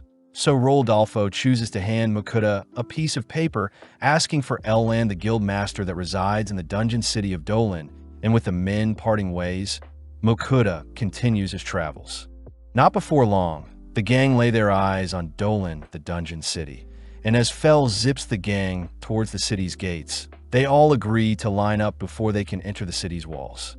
Immediately, the towering statue of Fell and the unique flying Dora catches the attention of the city's guards, and with Makuta reassuring everyone that he is a registered adventurer and merchant, we suddenly see Elrond the Guildmaster appear to greet Makuta. Immediately, Elrond's gaze is fixated on Dora, and as Elrond invites our gang inside, he offers up a fancy mana-imbued branch for Dora to sit on, but Dora could care less as he lays beside Makuta on the couch. Fascinated, Elrond is seen noting down Dora's behavior, and while serving Makuta some tea, Elrond tries feeding Dora some flower nectar, but Dora seems disgusted by the drink. Creepily, Elrond jots down Dora's every move, and having learned about Makuta needing help with butchering an earth dragon, Elrond excitedly offers to process the earth dragon immediately. Stepping outside, Elrond is scolded by Ugger, who reminds Elrond he has a merchant guild's meeting this afternoon, leading Elrond to suit up and begin preparations to harvest the dragon. Elrond still remembers back 274 years ago to when he was a B-rank adventurer that was not allowed to process a slain dragon in the past, and after Elrond became an S-rank, he despaired since there was never another dragon slain. Whilst Elrond continues on about his backstory, Makuta swiftly pulls out the earth dragon corpse, and upon laying it in front of Elrond, Elrond can't help but begin inspecting the magnificent creature's body.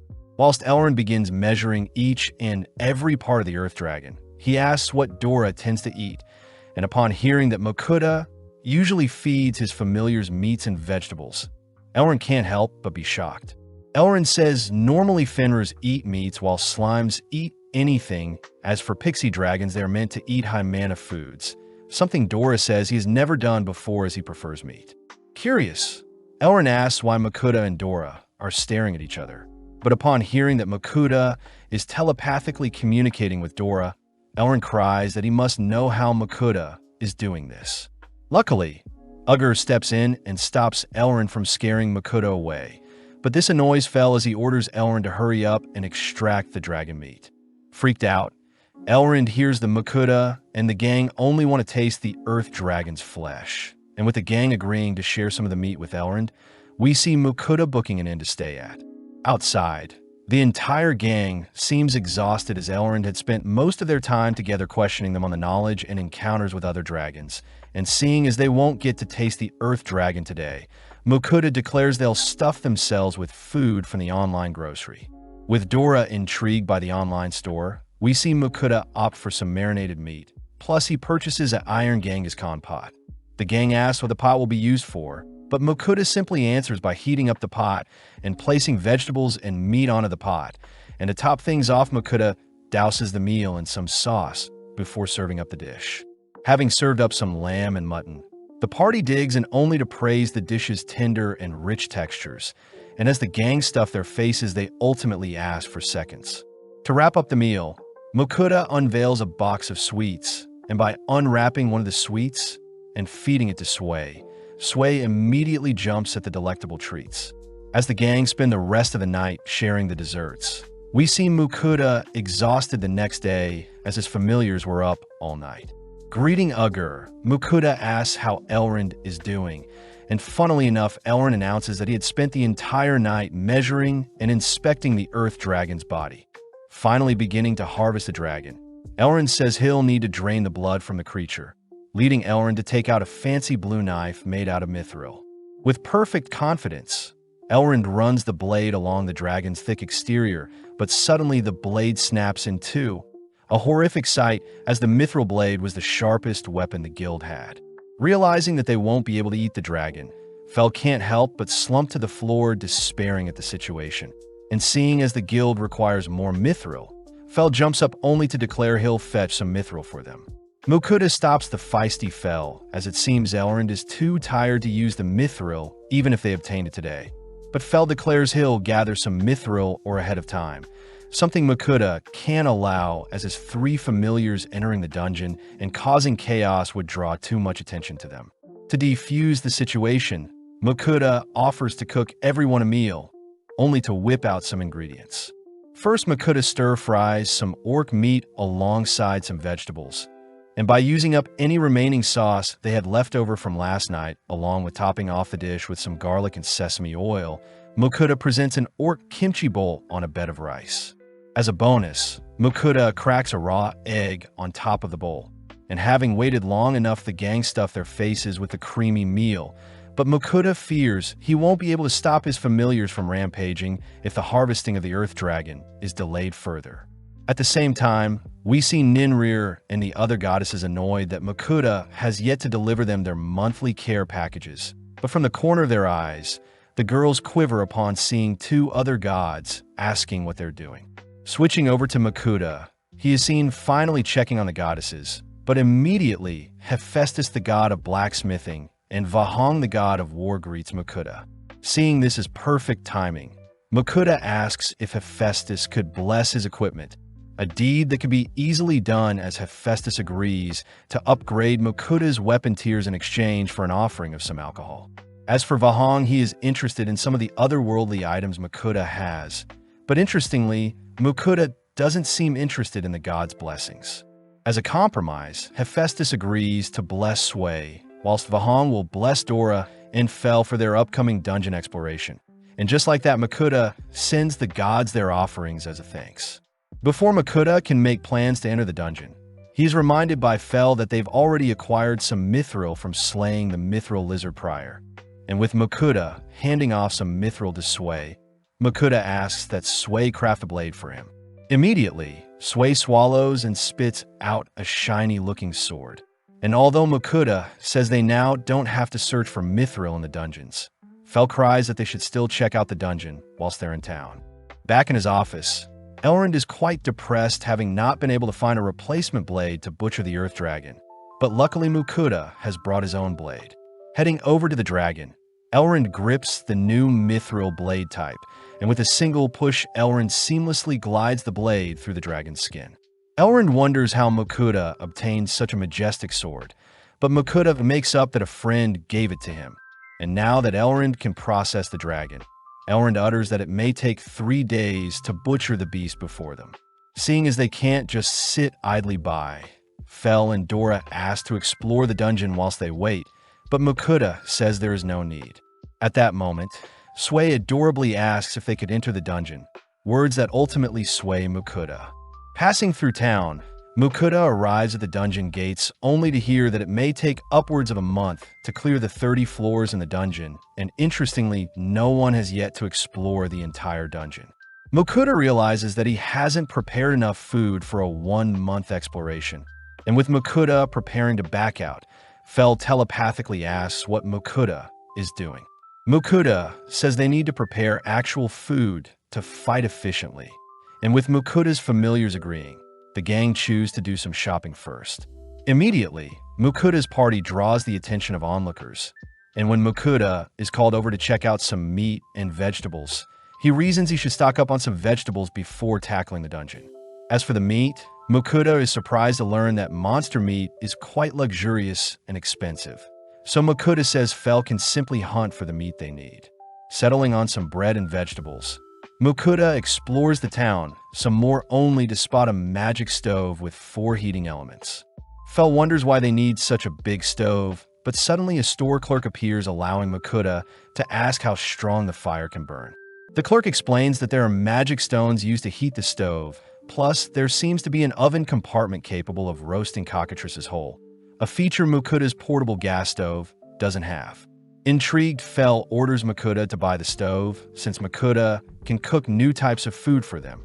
And with Dora begging Mukuda to purchase the stove as well, Mukuda agrees to fork over 860 gold coins for the stove. That night, Mukuda shows off the various pots and pans he purchased from his online store.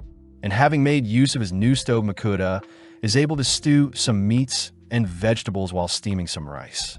With Mukuda asking Sway to help him with something, we cut to Mukuda serving up a bull and wyvern meat bowl for the gang, leading everyone to eat their fill. The next day, Mukuda reasons he should prepare some meals in case he is too tired to cook in the dungeon. So starting off, Mukuda strings up some orc meat only to fry and stew it just like if it were pork. Next is some steamed boar wrapped in cabbage, and needing to use up his leftovers, Mukuda whips up some stir-fry bowl and pepper topped off with any leftover sauces. Moving on to a hearty soup, Mukuda chops up some vegetables and begins simmering them alongside some orc meat. And for the final meal prep is some wyvern beef stew. As the sun sets, Mukuda stores away the 5 meals he has prepared, and by tomorrow Mukuda is excited to see Sway has completed the job he asked of him. Proudly, Sway shows off the mithril sword he crafted for Mukuda, but at that moment Ugger appears only to report that Elrond has finished butchering the Earth Dragon. With Mukuda and his party heading over to meet with Elrond, Mukuda can't help but be weirded out when he stumbles on Elrond admiring the dragon's blood he bottled up, but snapping out of it, Elrond shows off every part of the Earth Dragon he harvested. Although it took 3 days, Elrond says it was an amazing 3 days, plus Mukuda says he is happy to sell off any of the materials to the guild. Excited, Elrond says he wants 2 bottles of the dragon's blood, along with half of the dragon's liver to help produce elixirs, and to top things off, Elrond wants a dragon tooth to help craft a mighty sword.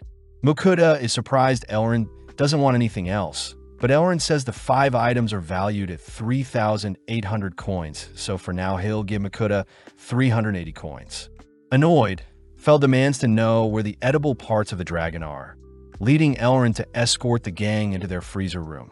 Entering a chilly space, the gang are impressed to see magical stones keeping the wrapped up meats inside fresh. News that allows Sway to help retrieve the dragon's meat, all whilst Mukuda stores them in his item box. Unable to wait any longer, Elrond allows Mukuda to visit his home to cook some meat for the gang.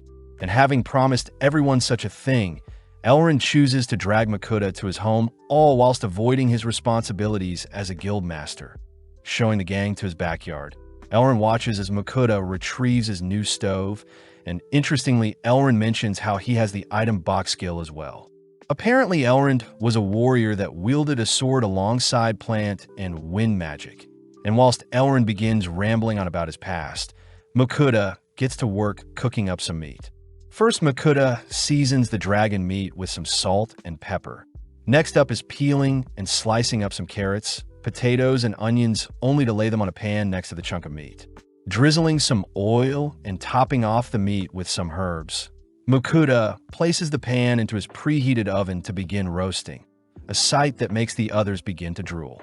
After some time, Mokuda takes out the pan only to confirm that the meat has been cooked, and by slicing up the chunk of meat and serving it up with some garlic soy sauce, the gang sit down for a taste. With a single bite, Mokuda becomes speechless at the distinct flavors. Plus, it seems Mokuda's familiars are also dazzled by the meat's plump and unique flavor. Fel says the last dragon he ate was cooked with fire magic, but such a meal doesn't compare to Mokuda's cooking. And with Mokuda serving up seconds for everyone, Mokuda hears that Dora doesn't mind eating other dragons as long as they aren't pixie dragons. Off to the side, Mokuda sees Elrond tearing up as he was able to not only butcher a dragon, but also taste it, things Elrond could only dream of doing. With the gang heading home with a full stomach, Mokuda's familiars jump in excitement as they'll enter the dungeons tomorrow. But this reminds Mokuda to give his offerings before he departs. As Mokuda sifts through his online stores for some items, we zoom out to see the goddesses awaiting Mokuda's offerings. But just then Vahong and Hephaestus appear only to ask if the girls have given Mokuda a defensive skill. Realizing that Mokuda passing away will mean they can no longer get their offerings, the girls begin to panic. But Hephaestus says he has an idea. When Mokuda prepares to send off his offerings, he is suddenly contacted by Hephaestus, who offers up a blessing. And although Mokuda refuses, Hephaestus forcibly gives Mokuda a new skill. Heading to the dungeon the next day, Mokuda is surprised to run into Bianca, who has been asked to help out due to how busy it is in town. As Bianca fills out an entry registration for Mokuda and his familiars to enter the dungeon, she can't help but be captivated by how adorable and fluffy Fel is. With the gang finally heading to the dungeon's entrance, Mokuda is a little nervous, but with his familiars pumped, the gang begin to descend some stairs. Fel mentions how the monsters on the lower floors are too weak, and seeing as most adventurers can make a living hunting from the 10th to the 15th floor, Fel declares they'll be skipping such floors. Immediately, Mokuda rides Fel through the dungeon, and upon encountering some monsters, Fel simply charges through them. At that moment, Mokuda notices a stray arrow heading towards him, but luckily Fel's powerful barrier blocks such an attack. Something Fel notes is due to him stepping on a trap. Fel mentions how dungeons are like living creatures that draw in humans, and by slaying and absorbing humans, the dungeon is able to thrive. But sadly, such traps and monsters have no effect on Fel, as he easily evades the bombardment of projectiles only to leap over a trapdoor using some wind magic. Arriving on the 10th floor, Fel declares that the boss of the floor is a venomous tarantula, so the gang reason they should speedrun the boss. Outside the boss room, we see some adventurers gathered outside, and when Fel appears, Mokuda is forced to calm down the adventurers before they mistake Fel to be a monster. Seeing as Mokuda is a newbie to dungeons, the adventurers explain that parties that start fights get first priority on the loot and droppings, and other parties aren't allowed to intervene unless asked. And sadly, it seems there is already an existing party in the boss room. Forced to wait, Mokuda's familiars immediately grow impatient. But not before long, Mokuda spots the adventurers returning, having survived their battle. The adventurers report that they'll be leaving now since they have families. But Mokuda's gang excitedly enters the room only to be met by various tarantulas. Immediately, Dora conjures a fire spell that incinerates all the monsters, and interestingly, the tarantulas have dropped some items Mokuda stores in his item box. With the gang impatient, they rush towards the 11th floor boss, and immediately the gang are able to dispatch the army of orcs in the boss room. Before moving on, Mokuda's familiars mention how they're hungry, and with Fel leading the gang to a safe room where other adventurers are resting, they coincidentally bump into Iron Will. Choosing to catch up, Mokuda explains how his familiars have been dying to explore the dungeon, and with Mokuda introducing Dora, the pixie dragon, to the Iron Will members, the gang are forced to hold back their laughter. Up next is Sway. A slime Rita finds adorable, and whilst the girls hang out with Sway and Dora, Fel demands some food. Immediately perking up, Iron will asks if they can eat as well, and with Mukuta happy to serve them. Mukuta takes out his wyvern stew whilst Rita slices up some of their bread to go along with the meal. Having craved Mukuta's cooking, the Iron Will members begin to stuff their faces, and before the Iron Will members can apologize for eating so much, Mukuta instead offers to serve everyone seconds. With everyone eating their fill, we see some adventurers watching their feast from afar, and with everyone parting ways, Iron Will mentions how they'll be exploring their current floor before descending. Getting to work, Mukuta's familiars are easily able to slay the dungeon bosses from the 12th floor all the way to the 15th, and before they know, they're traversing the 16th floor. Mukuta takes note of the change in the dungeon's environment, but suddenly Fel steps onto a trap, an action that creates a large rumbling sound. Upon seeing a massive boulder rolling down their path, Mukuta prepares to flee, but with the wave of his paw, Fel decimates the boulder. After some more time, Mukuta reports that they've made it to the 20th floor, but Dora and Fel still seem excited. At that moment, Sway calls out to everyone only to point Mukuta to a chest he found, and before Mukuta can rush to unveil the treasures hidden in the chest, Fel pulls Mukuta back only to remind Mukuta that this may be a trap set up by the dungeon. Realizing that Fel is right, Mukuta uses his appraisal skill to uncover that the chest will release poison when opened, a horrific discovery since Mukuta's minor blessing won't protect him.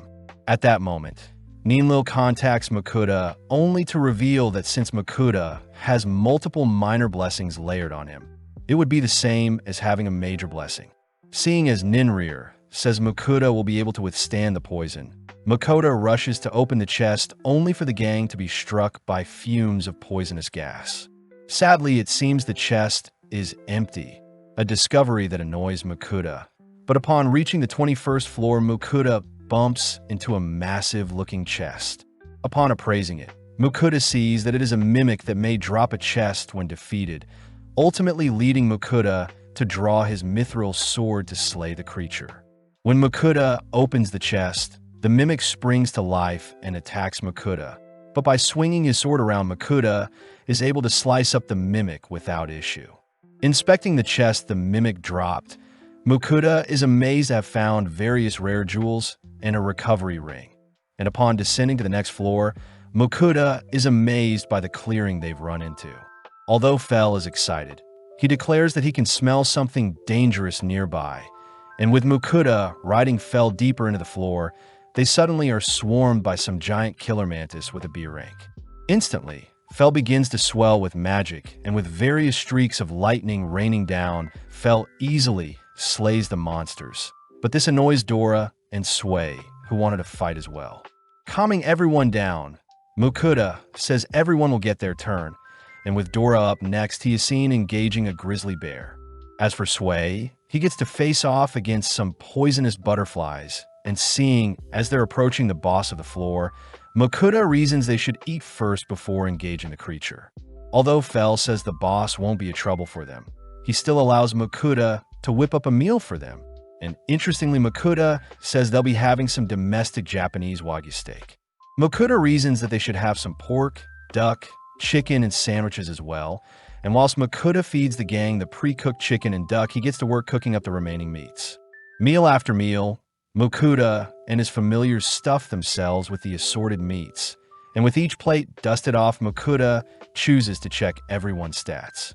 Mukuta is glad to see Fel, Dora, and Sway's stats have risen by 50%, but when Mukuta checks his own, he is disappointed to see his stats haven't even been boosted by 5%. As the gang head through the floor, they suddenly notice a massive snake boss up ahead, a creature Mukuta appraises to be an S-rank Vasuki. Fel mentions how he has only faced a Vasuki 3 times in his life, and as the snake spits out its toxic fumes, Mukuta chooses to hide whilst his familiars take on the boss. Thanks to their blessings, the toxins have no effect on them, and as Fel electrocutes the creature, Sway melts away a patch of the boss skin only for Dora to dive through the snake, successfully slaying it without issue. Storing away the boss, Mukuda hears that they can enter the next floor by channeling a magic circle, and by making sure everyone is holding onto each other, the gang teleport to the next floor. Instantly, Mukuda takes note of the open mine shaft they're in, and as he peeks around a corner, he spots several giant monsters roaming the space. Before Mukuda can say anything, his familiars rush to clear up the monsters, and having walked for a decent amount of time, the gang enter into a safe area to have a meal. With no one else around, Mukuda gets set up and begins serving up some pork soup alongside some hamburger sandwiches, and seeing as everyone has worked up an appetite, they all stuff themselves for a job well done. Cleaning things up, Mukuda confirms that the sun should be setting around this time.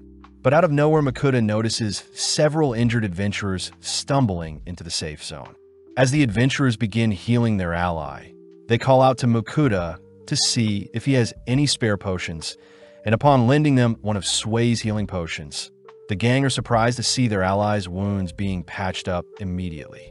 Realizing Sway's potions are too abnormal, Mukuda changes topics and asks if everyone is okay, only to be relieved to see that the party before him hasn't suffered any casualties. Introducing themselves as the A-rank party Tempest, the members agree to pay Mukuda 15 gold coins for the high-quality potion, but Mukuda says such a potion would normally cost 10 coins, so he offers to throw in some additional low-tier potions to make things fair. Getting to know each other, the Tempest party reveal that they encountered 3 Spriggans in the boss room, creatures that are larger than minotaurs. The Tempest members mention how they first scouted the floor and recorded only 1 Spriggan, but now there seems to be 3, an issue Fell says he can easily take care of. With everyone resting for now, Mukuda chooses to feed the Tempest members some pork chop sandwiches before they return to the surface. As for Mukuda and his party, they continue strolling through the floor only to appear before the boss. Without issue, Mukuda's familiars spring into action and take down the monsters before them. And interestingly, Mukuda discovers a magic bag capable of storing many items, but time doesn't stop inside the bag. Using the bag to loot the area, Mukuda promises to slay some monsters as well. But having reached the next floor, Mukuda can't help but tremble in fear, all whilst his perfect defense skill bestowed onto him by Hephaestus protects him. As some more time passes, Mukuda and his familiars easily traverse through floors 25 to 28, and upon reaching the second to last floor, Mukuda is stunned to see the area is a massive desert. With Fell offering to escort everyone, Fell jogged for a few seconds only to cry out that it's so hot, especially since the sun is directly beaming down on them. Before Sway can melt away, Mukuda lends Sway his bag to rest in, and luckily there seems to be some shade nearby. Fell chooses to erect his barrier to block some of the heat, and fearing that Fell's mana may be drained, Mukuda opens his online store only to purchase some sun gear along with some electrolyte drinks.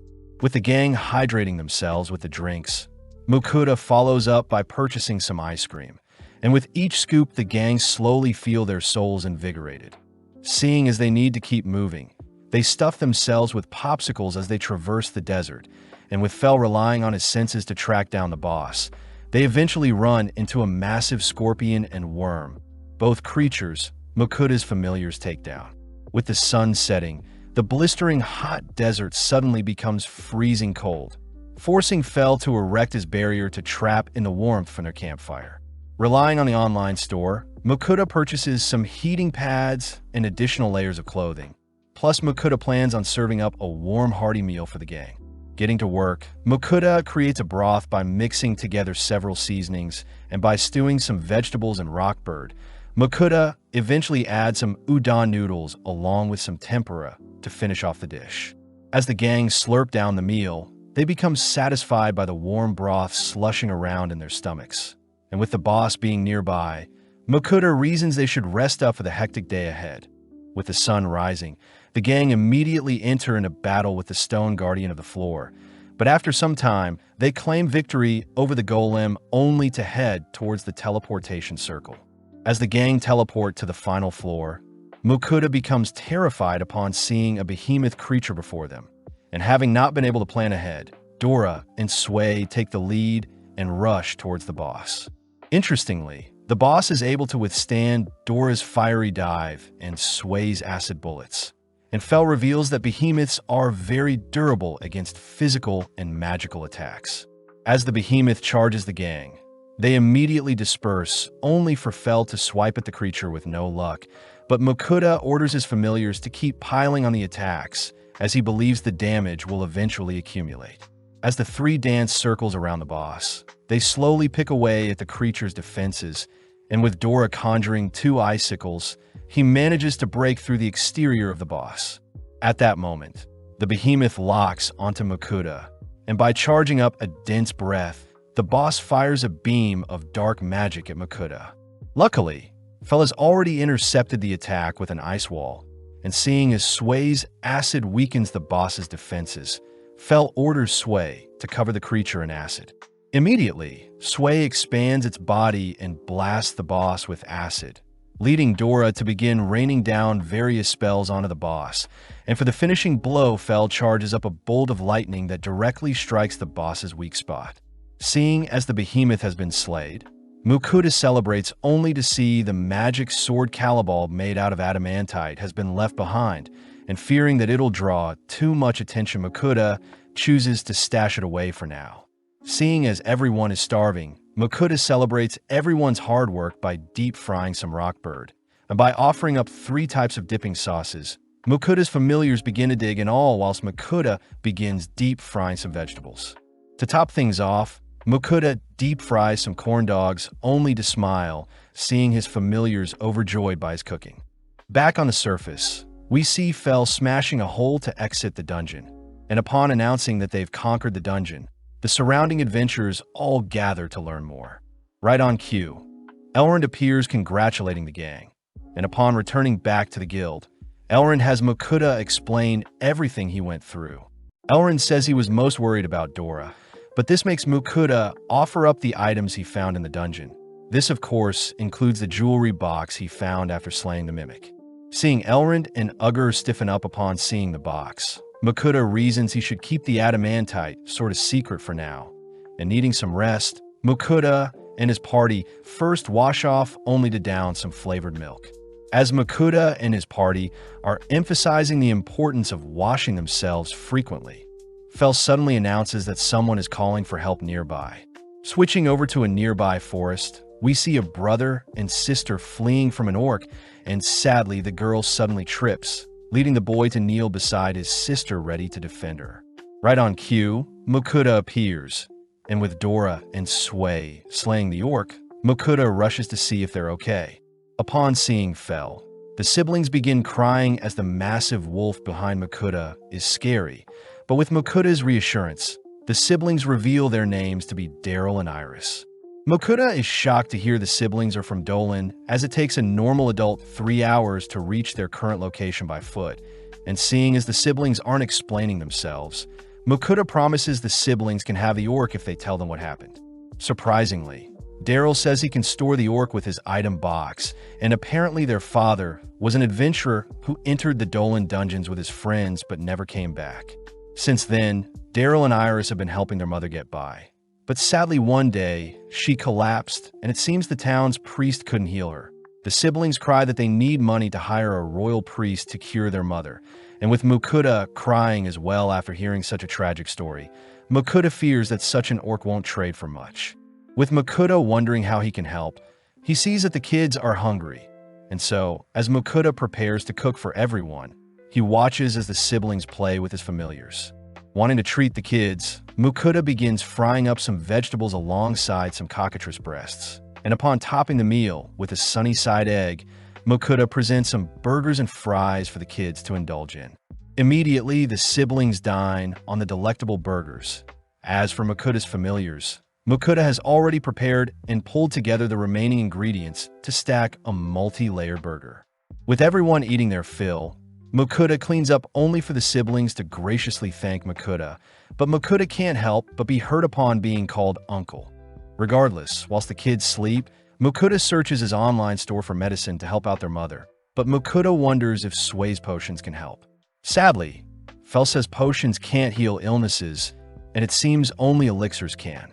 Mukuda fears that an elixir that can heal all illnesses doesn't exist, but upon remembering Elrond wanting the Earth Dragon's blood to craft his own elixir, Mukuda swiftly gathers some dragon liver and blood to perform his own experiments. First, Mukuda asks if Sway can concoct an elixir with the liver and blood, and while Sway begins crafting something, Mukuda gets to work whipping up a meal for the kid's sick mom. Mukuda reasons the meal should be rich in vitamins and nutrients, so he chops up various vegetables alongside some bacon only to simmer them with soy milk in order to create some hearty soup. At the same time, Sway announces that he has finished his crafting only to present 3 elixir vials, items Mukuda appraises to heal any ailment but can extend anyone's lifespan. As Mukuda appraises Sway, he rushes to wake up the kids as they all board Fel, and before the sun sets, Fel manages to speed back to Dolan. With the kids excited, Mukuda prepares to hand Daryl the orc, but he mentions how he has medicine that may be able to heal their sick mom. Sadly, Mukuda says Daryl and Iris will have to trade him for the medicine, and luckily Mukuda is willing to take the orc Daryl has. Just like that, Mukuda seals their deal and hands Iris the elixir only to give Daryl the hearty soup he cooked prior. With the kids on the brink of tears, Daryl promises to grow up to be a merchant one day to make Mukuda proud, and just like that the kids rush back home. Returning to his inn, Mukuda praises his party for a job well done today, and upon checking everyone's level, it seems Fel is now level 921 having gained 10 levels, whilst Dora is now level 160 having grown from level 130, while Sway is level 88 having quadrupled his level from 22. With Mukuda's familiars excited by their growth, Mukuda hurriedly checks his stats, but sadly, it seems nothing has changed.